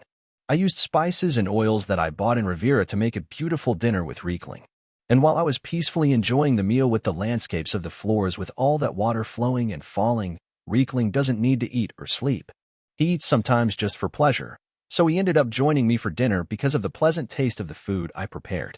But as I enjoyed the meal, it was at that moment that I heard a sound of a small frightened scream with a touch of water. The sound was quiet, but I still heard it. I looked at the origin of the sound and saw a mermaid, spying on me from some distance, and her scream was because she slipped between the rocks. I thought she would attack me, but she only showed curiosity in her gaze. Seeing this, my eyes widened with her presence. "Is it her?" I exclaimed mentally. When she saw that I noticed her, she began to retreat, and I couldn't help but shout quickly. "Marie! Wait!" I shouted. The monster that was returning to swim into the depths of the stream stopped at that moment, and she looked at me bewildered. Chapter 44, Capital of the Waters 02. Lucius POV. Dungeon, 26th floor. "Marie! Wait!" I shouted. The monster that was returning to swim into the depths of the stream stopped at that moment, and she looked at me bewildered. "Do you know Marie?" she said, quite surprised, referring to herself in the third person. Man, how am I going to explain to her how I know about the existence of Xenos and her own name? If it were anyone else, it would have raised suspicions and doubts, but I believe I can approach her in this way. She was quite naive, anyway, I thought as I analyzed the curiosity of the mermaid. "Yes, Marie. My name is Lucius Drakenar, and this is Riekling." I said my name and introduced my goblin. The Atronak was no longer summoned, as I had already completed the 200-hour usage mission. So, I only summon it when I need to divert the attention of my enemies now. Riekling greeted her. He seemed a bit happy with the strange monster companion. Marie, on the other hand, was also enchanted, not just because this human was not aggressive towards her and even kind, but there was another monster with him as a companion. "You know Marie, but I don't know him. Is he a Xeno too?" "I don't remember LYD talking about one of the Xenos walking with a human," Marie asked, pointing to my friend. I smiled at her question and said, "No, he's not, but he's as intelligent as one." Unfortunately, he doesn't speak. I said, Really? That's strange. She spoke, and I saw Marie looking at my food after diverting her gaze. I sighed at that and invited her to eat as well. Come, Marie, I'll give you food. I won't hurt you, I said, and she looked at me happily, not hesitating to approach me. I shook my head at this, as she was more naive than I imagined. I just waited for any suspicion from a human trying to get close to her. She should be quite cautious, but since I knew her name and had Riekling as a partner, it must have made it easier for her to trust me to the point of becoming so naive. I knew I shouldn't use her innocence in this way, but I wanted to have my contact with the Xenos as soon as possible, as it would be quite useful. She quickly swam close to us and jumped out of the water onto me with her naked body using the strength of her tail, grabbing me. Thank you. She shouted in the air with joy while I had to hold her by the arms. I picked her up and put her in a chair that I conjured with the creation spell and served a plate. She attacked the food, ignoring all the utensils while grabbing a sautéed steak with her hands. Tasty, she said, taking a bite of the grilled meat and some fruit. Eat as much as you want, I said, smiling. The female Xeno in front of me was just a little girl after all. But I'm in debt. I thought Xenos would survive only with magic stones, not caring about physiological food, I said as I stared at her. She said. Eat first, then answer me. Marie doesn't know, but Marie has never eaten something so delicious and fragrant. Marie wants more. As I said, eat as much as you want, I said and resumed eating, not caring that she would consume most of the food, especially Riekling's portion, but my companion didn't seem to mind. After a while, Marie was satisfied. Lucius. How do you know Marie? I don't smell the sin of anyone I know on you, she said thoughtfully while eating some other fruits. Only now she decided to ask this question. I thought with a strained smile. Well, it's a long story. Someday I'll tell you, maybe. But I want you not to trust anyone as you did with me, I admonished her. I know I'm being hypocritical here, but I also know that no one will act like I am and probably try to capture her. I want contact with the Xenos not because I want to make them my enemies, as there are many more benefits to being their friends. Besides being sincere and kind creatures by nature, they can help on the lower floors, not to mention their knowledge of safe zones that no one else has discovered. But Lucius is not bad. She protested after hearing my little sermon. I know, but one should not trust only appearances, little Marie. I believe that only I will treat you this way. All the others will attack you as enemies and try to capture you. I said. They will be your friend too, but that's only after the events that happen after Ween is born. Anyway, do you know a safe zone on this floor? I need to rest a bit, but I always wake up to kill some monster when it approaches my little camp when Riekling wakes me up to warn about the enemy. I asked her. Marie will show a safe place, yes. She affirmed, and I smiled. Unfortunately, as a mermaid, she needs water to move, so she is the only one who cannot be with the Xenos. Unfortunately, she is trapped on these floors. I believe I have a spell that can create soap bubbles in the shop. I can make it like the mermaids in One Piece do to float and make her join the other Xenos in the future.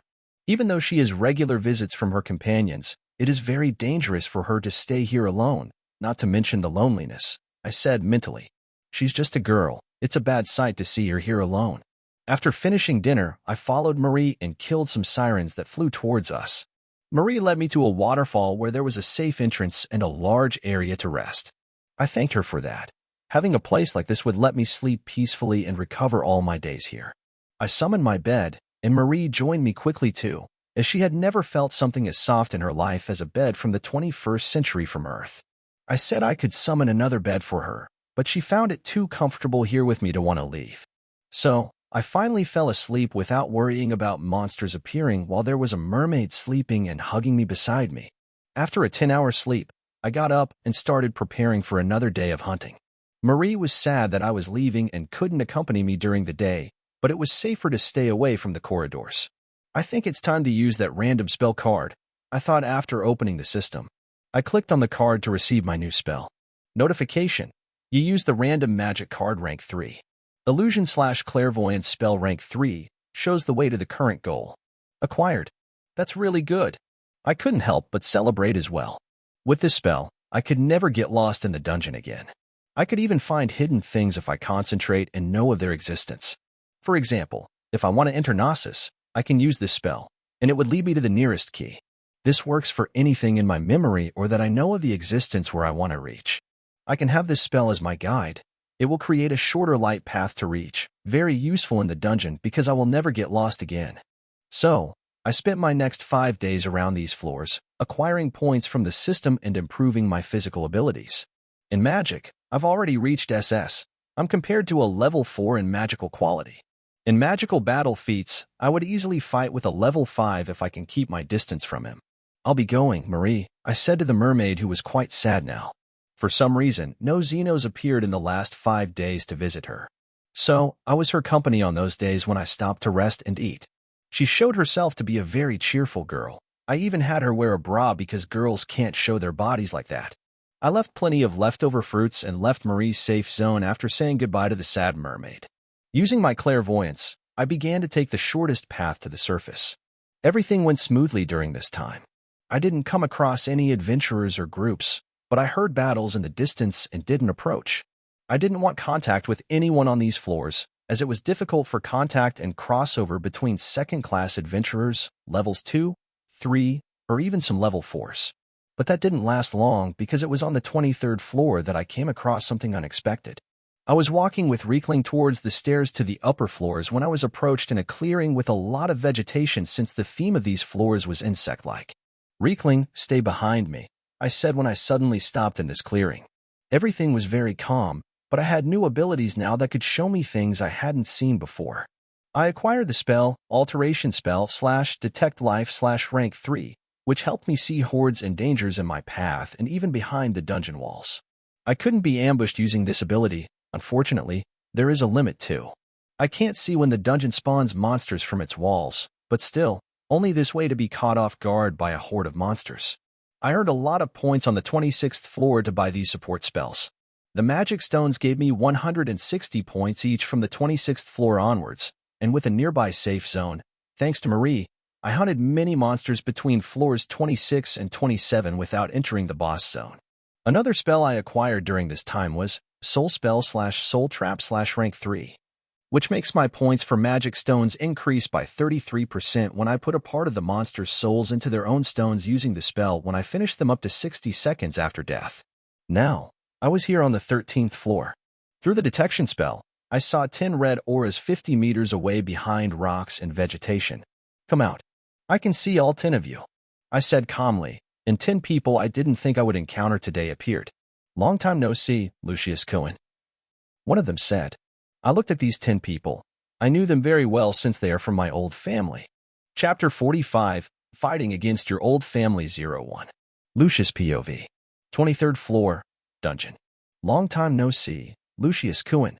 Naya, a woman among the group of 10 said, and I knew her very well, not just her, but all these 10 people.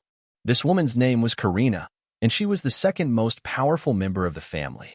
She had always been arrogant, a demi-human with cat features, yellow ears matching her hair. However, it wasn't in the cute category like Anya from Hostess of Fertility. Even though she said that Pawn, Naya, there was always contempt in her gaze. Seeing all of them, memories began to surface in my mind with these members of my last family. Now I'm wondering why the hell I ran into them precisely now. It's not that simple. They were waiting for me in hiding. Did these damn people want to ambush me? Have they become a bunch of cowards now? I told myself while staring at all 10 of them. I didn't know my former colleagues fell to the point of ambushing level 2s in groups in the deep parts of the dungeon. What a shame. I said sarcastically, knowing the pride of this family. I knew that these words would hit them, and as I guessed, they proved that I wasn't wrong. Everyone expressed anger after hearing those words. Hey, you loser, how dare you talk to us like that?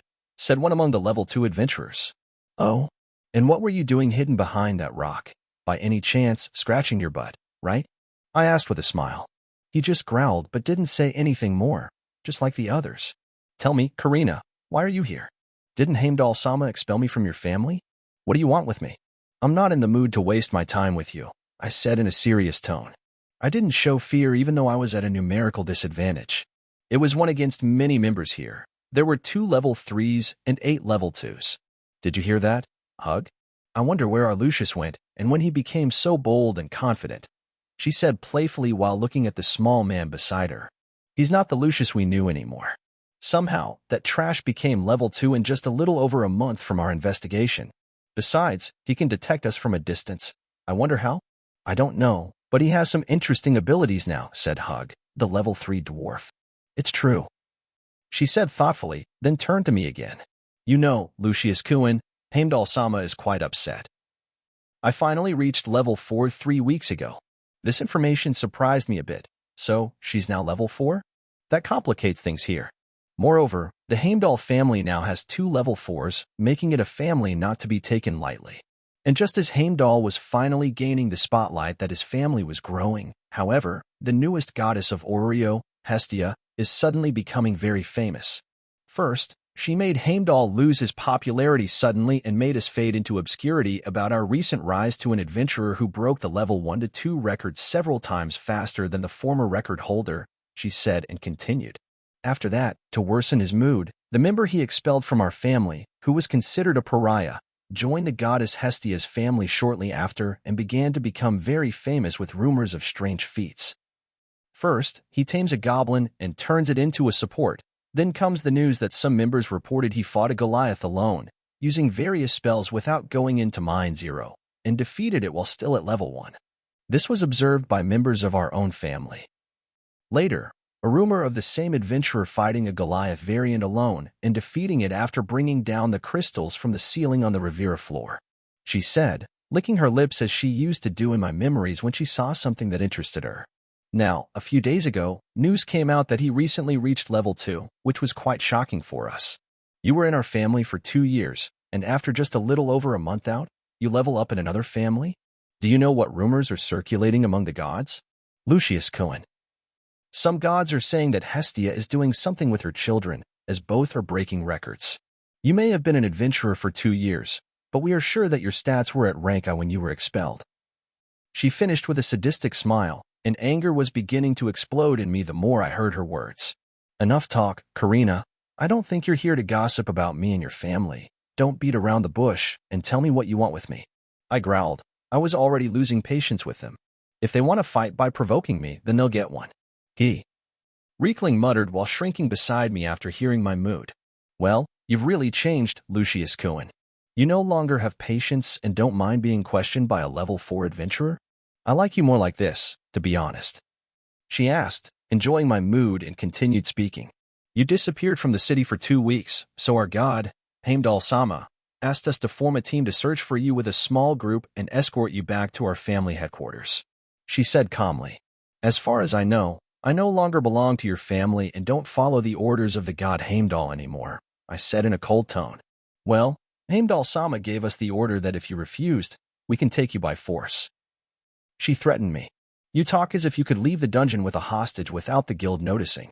I doubt Heimdall can break Orario's laws like that. I scoffed. Not as a hostage, but maybe if you think better about your new family or goddess, as soon, it will be destroyed, Naya.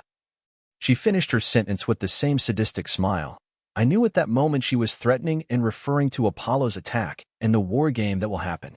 My conclusion from this is that Heimdall wants to take me out of the war game to make it easier for Apollo to get Bell. So he would be escorting me to reconsider my choices and give me a chance to return to the old family, which I found to be a great nonsense. Even considering all of this, when I heard the words, she will be destroyed, Naya. Rage took over me. Threatening my current family was not something I would take lightly at all. Mana began to almost explode from my body with the lesser mana aura spell, while my eyes, unnoticed by them, were glowing. Despicable as always. I was really deluded into believing in you once, but Heimdall and Apollo are 2 peas in a pod, aren't they? I don't blame him for expelling me, honestly, but coming to threaten me and my goddess. I said without caring about discussing Apollo, even though he hadn't been mentioned yet. Not to mention that I wasn't treating any of these gods with proper formality. About being expelled, to be honest, I didn't care as much as it seemed. I really didn't blame Heimdall for expelling me or hold a grudge against him. I think of it like a business owner. If an employee doesn't give you results, why allocate resources to that person? That's how the world works. You will naturally be rejected if you don't show results. This unconditional friendship thing is somewhat rare to happen, even in a world that was considered fictional to me before I died. I always thought that way. I had no quarrels with this family now that I am with Hestia. I never thought of having any relationship with them. whether it be friendship or enmity. I just wanted to live my life peacefully while strengthening myself under the wings of the Hestia family. But they came to the floors like these just to threaten me, which changed my intention with this group a lot. Lucius Kuan is so bold, Naya, she said regretfully, but her voice was in a cold tone now, and all the other members drew weapons, bows and arrows, and raised their magic staffs to prepare to attack me. So be it, you bitch, I said with a sadistic smile, but I was very angry at this moment, which surprised the group a bit with my expression in the face of so many enemies. Without any warning, my body started to glow in various colors, and I took out the last sword that remained of the 16 I had bought for the past few days, which were in Reikling's backpack.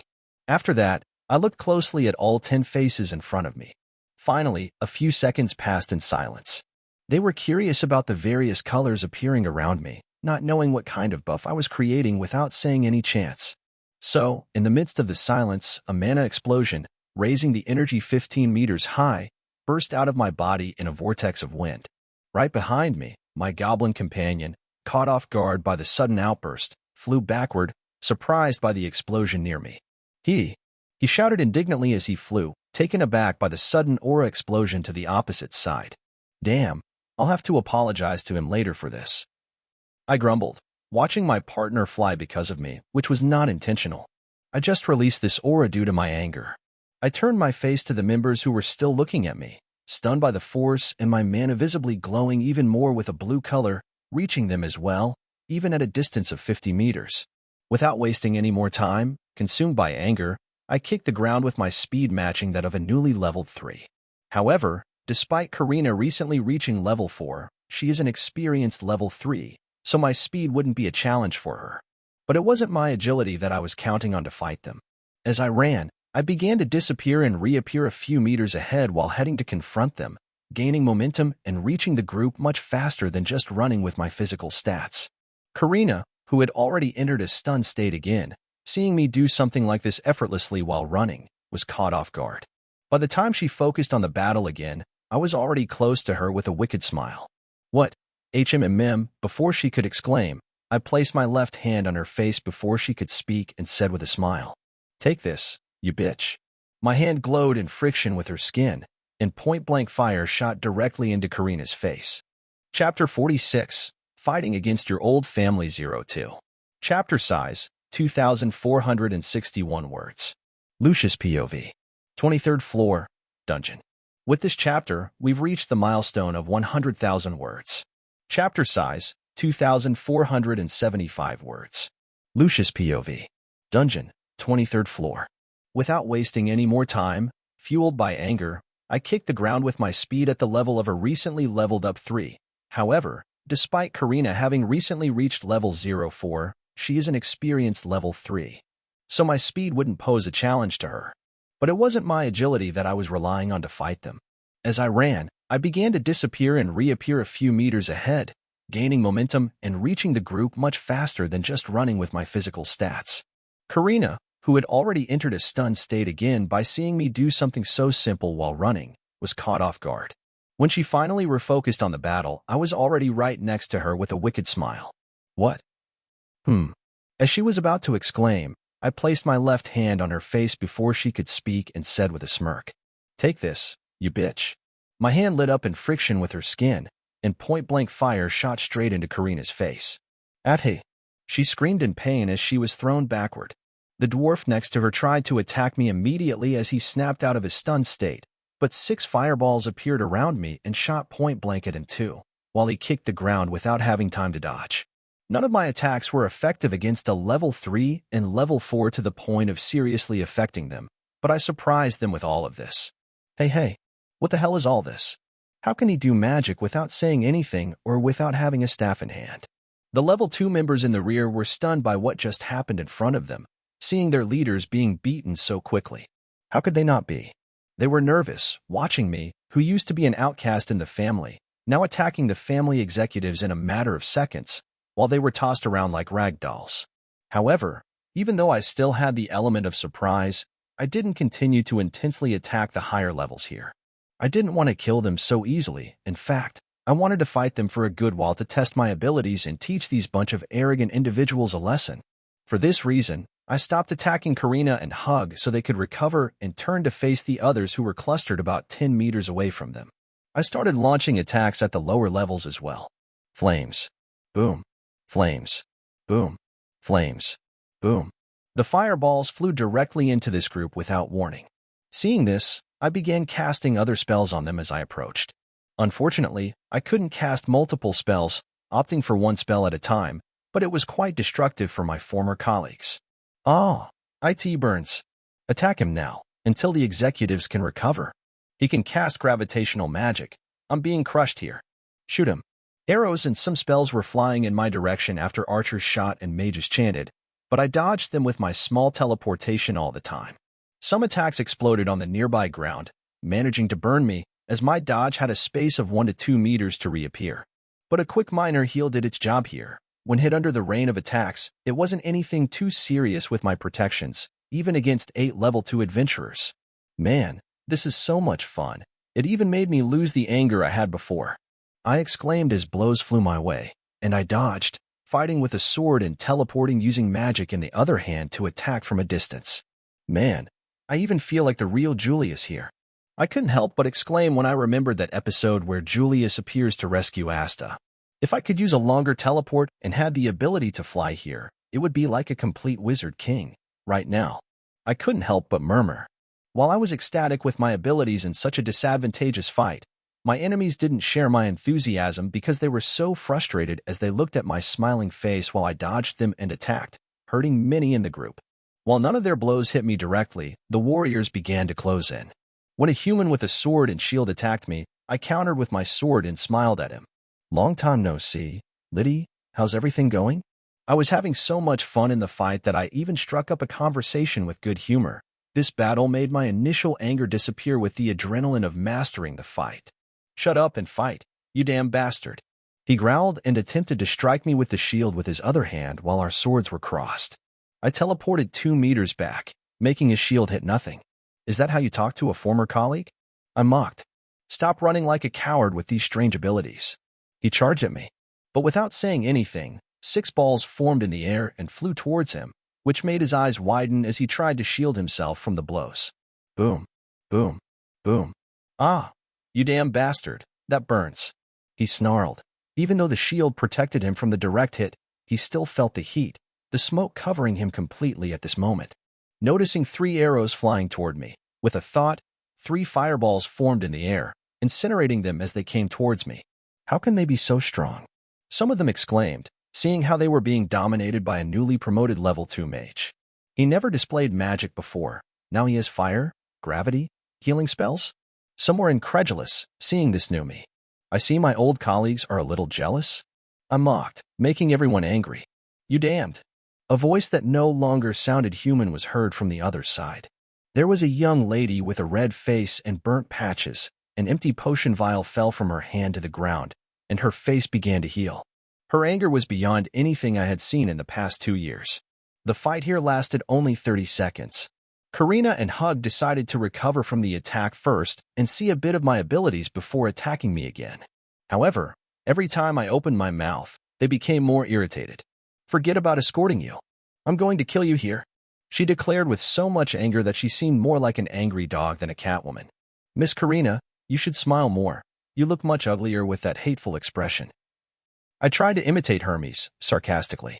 I'm going to kill you, MIHHH. She growled like an animal now and lunged to attack me. The dwarf also recovered at this moment and ran to attack me along with Karina. Slash. Dodge. Boom. Dodge. Boom. Dodge. Boom. Dodge. Slash. I was being pressured from all sides at this moment, surrounded by 10 enemies, while fireballs formed attacking from all sides to relieve some pressure. I was using some gravitational abilities to slow down my enemies. It would slow me down too, but I used my teleportation to move, giving me some advantage. But at one point, Karina managed to scratch my face with her claws. She was in her Catwoman beatification, greatly increasing her strength and, most importantly, her agility. Although it was a scratch, it was because I narrowly dodged. Otherwise, I could have been severely injured or even killed by a level 4 physical attack in a beatification. This is getting too dangerous. I murmured and then prepared for another round of frenetic attacks in this fight. Without thinking twice, I raised a hand with dark purple energy and threw it into the midst of the group of level 2 adventurers. A purple ball expanded in a swirling motion, and directly from the oblivion, a flaming Atronac emerged with charged magic, which took 10 seconds to be launched as I dodged enemy attacks. Seeing the fire creature appear out of nowhere, they were surprised and frightened, especially when it started launching firebolts at them without warning. This would keep them busy for a while so I could deal with these two stronger ones here. With the summoning magic charged, the Atronac could be compared to a level 2 at its peak, which would keep them occupied for some time. I started fighting again against my two most powerful opponents now and was doing better without the other level 2s attacking me from a distance now. It's a shame you're not used to level 4. It would be more challenging if that were the case. I said to the Catwoman trying to cut me with her berserker claws. Don't mock me. Damn Lucius. How can you face us? How did you get so strong? She was driven mad by the humiliation and even by the unknown magic she was experiencing here. Don't let him get to you, Karina. We can deal with him. Hug appeared at my side and tried to hit me, but I used a quick dodge as the ground opened a hole with the force of the level 3 dwarf. Ignoring my two adversaries for a second, I saw that the group of 8 was dealing with my Atronac, so I turned my attention back to my closer enemies. I admit that this was fun, but it's time to end this, I said to myself. Without wasting any more time, I cast gravity magic, charged from the dwarf and Catwoman. The level 4 magical power with a spell and my ability to charge became a dangerous combination. Feeling the overwhelming pressure, their instincts immediately made them try to move away from me, but it was already too late. The entire spell field turned purple as the pressure increased among those inside, very different from the gravitational magic they had felt before. What? The dwarf knelt a bit, struggling to move as he fought to keep his knees from giving in. Karina was affected too, but she fared better than her companion, becoming a bit less agile under the pressure, but it was enough for me. So, without wasting time before they could escape the gravitational circle, I made the decision to cast my newest and most powerful spell in my repertoire. Seeing that they were very close to each other, I let go of my sword and held one arm with one hand while my other hand pointed openly at the two adventurers. Then I screamed with all the force of my lungs. Fire spell, fireball. An explosion much larger than any I had ever made began to form in my hand, and a fireball, equivalent to a basketball, flew at high speed towards both who were restricted with the gravity spell. Boom. The explosion covered both, turning the ground around them into debris. Fireball was 10 times more powerful than Firebolt, and I was seeing its terrible power for the first time after acquiring this spell a little before wanting to return to the surface. The destructive power was much superior to my Firebolt. I couldn't help but murmur as I saw the fire and destruction covering a diameter of 2 meters. But I'm dealing with a level 3 and 4 here, so would just one fireball be enough? Fire spell, fireball, boom. Fire spell, fireball, boom. Fire spell, fireball, boom. Fire spell, fireball, boom. Fire spell, fireball, boom. Fire spell, fireball, boom. Fire spell, fireball, boom. Fire spell, fireball, boom. Fire spell, fireball, boom. Fire spell, fireball, boom. Fire spell, fireball, boom. 10 consecutive explosions echoed throughout the corridor. I cast without waiting for them to recover from the first attack, merciless this time. When the smoke from the wreckage cleared, and their state was first seen, there was a dwarf lying on the ground unconscious, while the Catwoman was still standing. But her clothes were all torn, her skin was burned, and her gaze was pure hatred directed towards me. But she didn't move a muscle, not at all. You're really tough, Karina. Well, I could kill all of you, but I'll let you go because I know I'll get into trouble with the guild, even though you really deserve it. I said as I walked towards Karina calmly, not caring how she still stared at me with a hatred I had never seen before. As I approached, I didn't even mind that she was naked and had injuries all over her body. I approached fearlessly and spoke close to her right ear. Tell that to Heimdall-sama, that this is my answer to him, but if you bother me again, I swear, even if I become a fugitive from Orario's laws, I'll give Heimdall a free pass to heaven and, exclusively for all of you, a free trip straight to hell. Well, if there is one, of course. I said in her ear, loud enough for everyone who was now watching with expressions of fear to hear. The long-range fights had ended a bit before I launched my fireballs. They had finally destroyed my Atronac, but seeing the state of their executives, it was clear that they couldn't fight me and were showing fear and hesitation at this moment. I wasn't joking. I would exterminate the entire family if they became a threat. I wasn't even afraid of the guild because I personally threatened Raymond in front of Fells 2 weeks ago. I'm not too concerned if my fauna can be taken away, as I can evolve that God's blessing thanks to the system, so it doesn't matter to me to sneak into the dungeon. She didn't even follow me with her gaze as I walked past her as if we weren't fighting a moment ago. Even the group of level 2 adventurers stood still, afraid to make a move. Meanwhile, I continued forward, waiting to see how things are on the surface. Heimdall family structure, OC. 2 members level 4. 4 members level 3. 20 members level 2. 60 members level 1. God, Heimdall. Captain, Loras 4, level 4 Lancer. Vice Captain Karina Lix, level 4 Catwoman. Member, Hug, level 3 Archer. Member, Carla, level 3 Mage. Member, Evelyn, level 3 Warrior. Member, Huiji, level 3 Warrior. Member, Beak, level 2 Warrior. Member, Lidsey, level 2 Half-Elf Archer. Liddy, level 2 Warrior. Chapter 47, Bar Brawl. Chapter size, 2,461 words. Lucius POV. 22nd floor, dungeon. After dealing with the unfortunate Heimdall family, Lucius continued his journey, moving through the floors peacefully, with only monsters and his newfound companion for company. Sorry. He apologized to a goblin beside him, clearly hurt by what he had done. The small creature protested. Yes, I swear I'll never do that again. I was angry at that moment. I know. A silence settled as we walked until Riekling spoke again. After a while, my goblin companion spoke up again. About them? I don't know how those bastards got so bold, but I hope my message was crystal clear and they don't want to bother us anymore. If they come back and attack me, I will indeed send them all to hell if there's no choice. I protested, making it clear. I hope they take care of their own lives, otherwise, I'll fulfill my promises. Why didn't I kill them there? Simple, it was Heimdall himself who sent them. If I eliminate them, they'll know it was me and retaliate against me and the people I know seeking revenge. I can handle that, but Bel and the others? I doubt that even with all the gods trying to protect him and his connections, he'll survive a joint attack from that family seeking vengeance, I explained. Yes, imagine finding out that your group/companions/children were murdered. I know a woman who sought revenge and wiped out few families alone. We have to set limits. It's one thing to kill a random group in the dungeon, but in this situation, I have to consider the consequences, Lucius said calmly. Anyway, it seems we have to deal with Apollo now. I want to reach level 3 before the war game. My stats are doing well so far, after intense training in the last 10 days. Yes, let's spend some time on the surface to see how things are before we return here. HM?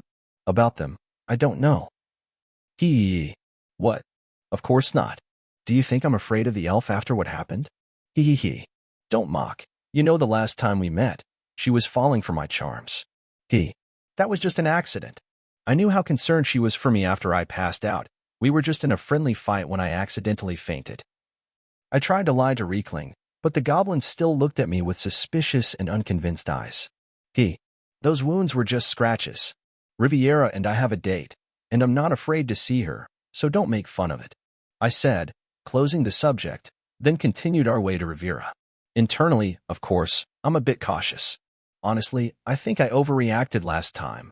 I hope Riviera is still available to give me some magic lessons after our little conflict because I'm sure that will open doors to new skills with the knowledge learned from her. Skills and my future wife. 2 in 1. I exclaimed loudly with this thought and a big smile. Forget what I said, I'm just thinking out loud. So, we proceeded to the 18th floor, passing through the entire insect and root area. When I reached the city, I entered calmly and sold enough to replenish some stock, enough to go to the surface, and left the crystals I didn't use in the system to sell on the surface, where it's more profitable. Passing through all the floors, a few hours later, we arrived at the guild with me, dressed as a mage, and a big smile on my face, and Riekling, with a backpack full of high-quality crystals. Miss Rose, I said with an excited smile as I entered the main hall of the guild and greeted the werewolf woman after she rejected 20 love confessions with her stoic face. Lucius? Hello, Riekling. She greeted and continued to look at me for a while before speaking again. Where have you been? Even your family asked about you at the guild.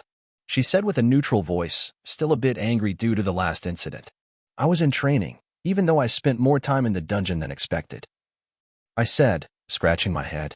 Did something happen? I asked a bit worried after seeing her serious look.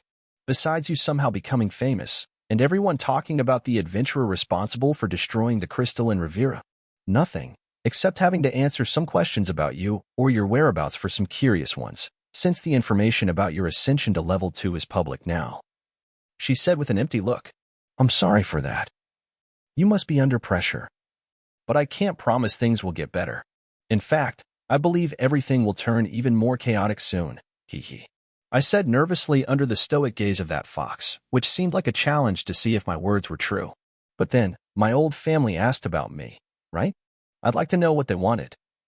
I continued speaking and asked something I knew happened. They wouldn't try to ambush me without getting some information. Rose looked at me for a few seconds and said seriously, something that indicated the seriousness of the situation. Heimdall himself came with his captain, asked all sorts of things, your growth, movements, whereabouts, address, amount of stones obtained, your status. She said, and I didn't like any of it. It seems that bastard is quite bold now. I said thinking out loud. I wouldn't use such bold words about a god, but yes, I agree with you. She said without letting go of her serious look and added, but of course, I have limits to disclose information, and I can be convincing even to a persistent god. She finished. Thank you for that once again, Rose. That god expelled me from his family, and now suddenly he's investigating me as if I had fled that family in the first place. I said with a bit of anger, still remembering Karina's threatening words to me, Hestia, and the others. He was never a god I liked, similar to your friend. She said, it's no secret to anyone that Heimdall and Apollo are quite close, always having meetings together. So, do you have some magic stones? Anyway, it's good to see you, and be careful with your ex-god, as there are rumors about Hestia and her ascension now. She finished, and I thanked her once again as I bid farewell. Ignoring the stares people here started giving me after a while of talking with Rose and recognizing me, I went to the magic stone exchange room.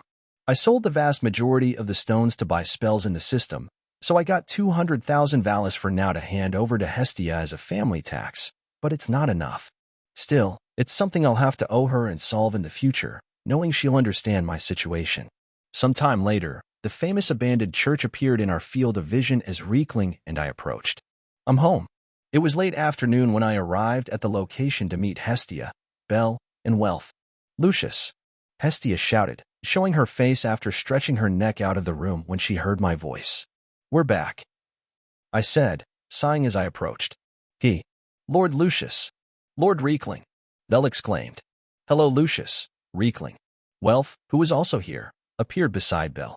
You've been away for so many days. Were you in the dungeon all this time? Hestia shouted before I could say anything to the others. It's true, but I'm much stronger now, I said, flexing my arm like a bodybuilder as I pulled it out of my cloak. Oh. Belle was excited about this. He must have trained on the intermediate floors in these last few days as well. So, are you guys going out? I asked, seeing Belle and Wealth in clothes that indicated a small outing in the bustling city of Orario during its nighttime. Indeed, we're going out for a bit. Why don't you come with us? Wealth said. Well, that would be interesting. I accept, and will change then, I said, grabbing some clothes from my belongings. I agreed to go out with them to witness the bar brawl event. Today was when things would start with the Apollo family. I had a sadistic smile, thinking about how I would truly beat those bastards this time. Apollo doesn't need to fabricate a story for the gods to claim his family got beaten up. I'll do him a favor and turn his accusation into something true. Grabbing a slightly dirty and torn outfit that had been lying around for a while, I cast spells to mend and clean it. Without waiting much, the night arrived, and I went out with the guys to drink with them, while Hestia would stay at the church tonight with Riekling keeping her company. How were the last few days? I asked to make small talk as we walked through the city, which was beginning to reach its nightly peak of activity. Basically, we trained in the dungeon and found out that we somehow became a bit famous. Belle said with a bit of embarrassment. Well, specifically, you became quite famous, buddy. People ask about you, and even some specific dwarves are cautious about you and my family. Wealth said with a smile. I noticed the attention, and I'm glad those little men still remember me. I said with a wicked smile. Even Finn showed up at the church. Belle added. That's interesting already. What does the Loki family want with me? I asked, and I was sure that if Riekling were here, he would mock me. He asked about your whereabouts and left a message that Riviera would like to talk to you. He said, and I was a bit surprised. Despite boasting to my goblin, I kind of expected her to be angry with me still, canceling anything we agreed upon after what happened. But I'm relieved that I can still get some magic lessons with the elven princess. Anyway, Hestia-sama will talk to you tomorrow. He added.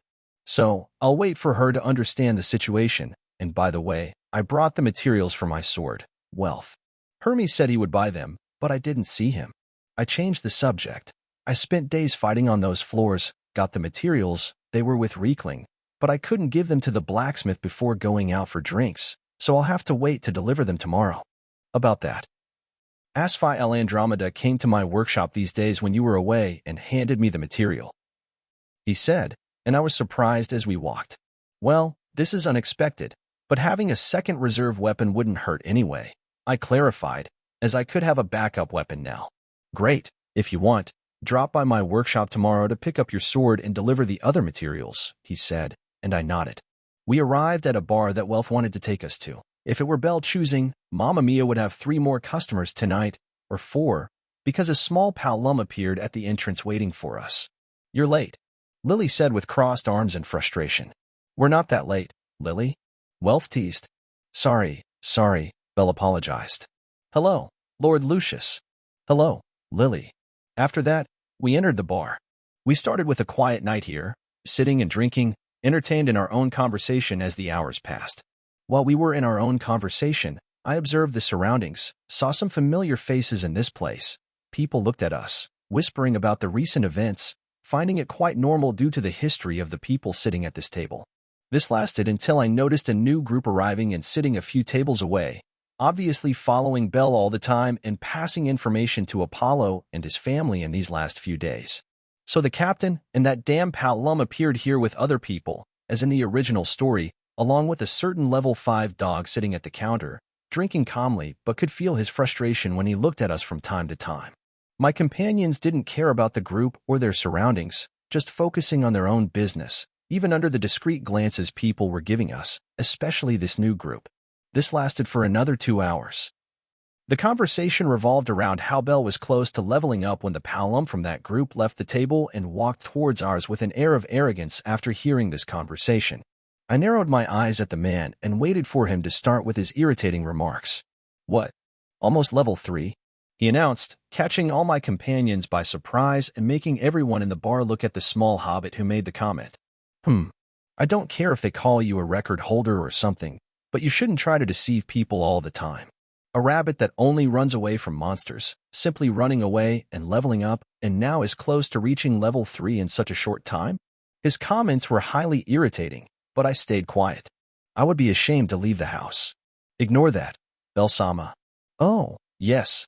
Look, almost everyone on the team is from different families, a failed blacksmith, a shorty for support, and another liar claiming to be a powerful mage who destroyed part of the safe zone. I guess that's a perfect group for cheaters. Calm down, Lucius. Let's give everyone a lesson in a short time. I thought while holding the firebolt forming in my hand, knowing that I am a quite impulsive person, even with the odds against me. Ha ha ha ha ha. All the men in the Apollo family uniform began to laugh at these comments. There's not much to say. The family of these liars is the weakest of all, after all. But that's because this family is led by a goddess. Without dignity and authority, she's only good for those big boobs. Take back what you said. Belle stood up, irritated. Got upset because what I said was true, huh? He was a bit startled by the outburst, but quickly resumed mocking. She lets her children associate with members of another family, while they spread lies about absurd things. Before he could continue, Wealth threw his mug at that little palum's face. Oh, sorry, my hand slipped. He said, mocking. You bastard. Members of the Apollo family stood up to fight, and Lily could only sigh as everyone went into a brawl at that moment. I stood still for now. They can handle these guys. I thought as I watched the show, and I didn't watch the spectacle without drinking my drink. It didn't take long for the fight to end with Wealth and Belle finishing them off. Anyone else want a beating? Wealth shouted. I do, said the last member of the Apollo family, their level 4 captain, a quite arrogant man who sat the whole time while his companions fought. He quickly used his level 3 agility and punched Wealth, and the next moment, he delivered 2 punches to Bell, catching him by the neck right after. I expected more from you, little rookie. He mocked. He's from the Apollo family. Some spectator commented. Yes, he's Phoebus Apollo, Hyacinthos. A level 3? You hurt my companions. Now you must pay, said Hyacinthos. But before he could tighten his grip on Bell's neck, he felt heat on his right side. When he turned, a fireball collided directly with his face. Flames. Boom. Ah. Hyacinthos' surprised scream left everyone stunned as a spell flew straight into the face of the Apollo family captain. Bell fell to the ground. While everyone turned to see who cast the spell, of course, there I was, with my legs crossed on the table, displaying a sadistic smile while drinking my last sip of beer, with one hand pointed to where the spell was cast. No one said anything, while the man hit by the fire had his face covered in smoke. Well, you hurt my companions. What price must you pay? I wonder, I said arrogantly, standing up from the table and using his own words against him. Lucius-sama. Lily said beside herself with astonishment. I'll make you pay for this. The captain growled with evident hatred on his slightly burnt face. Come, show me that your family is more than just a group in heat, living in an orgy with that disgusting god of yours. I openly mocked. My words shocked everyone. No one mocked or disrespected a god. It took a certain kind of boldness to do that, and here I am, speaking ill of their god. I wasn't afraid of Apollo. You're going to die. The man couldn't contain his anger anymore as he advanced to attack me.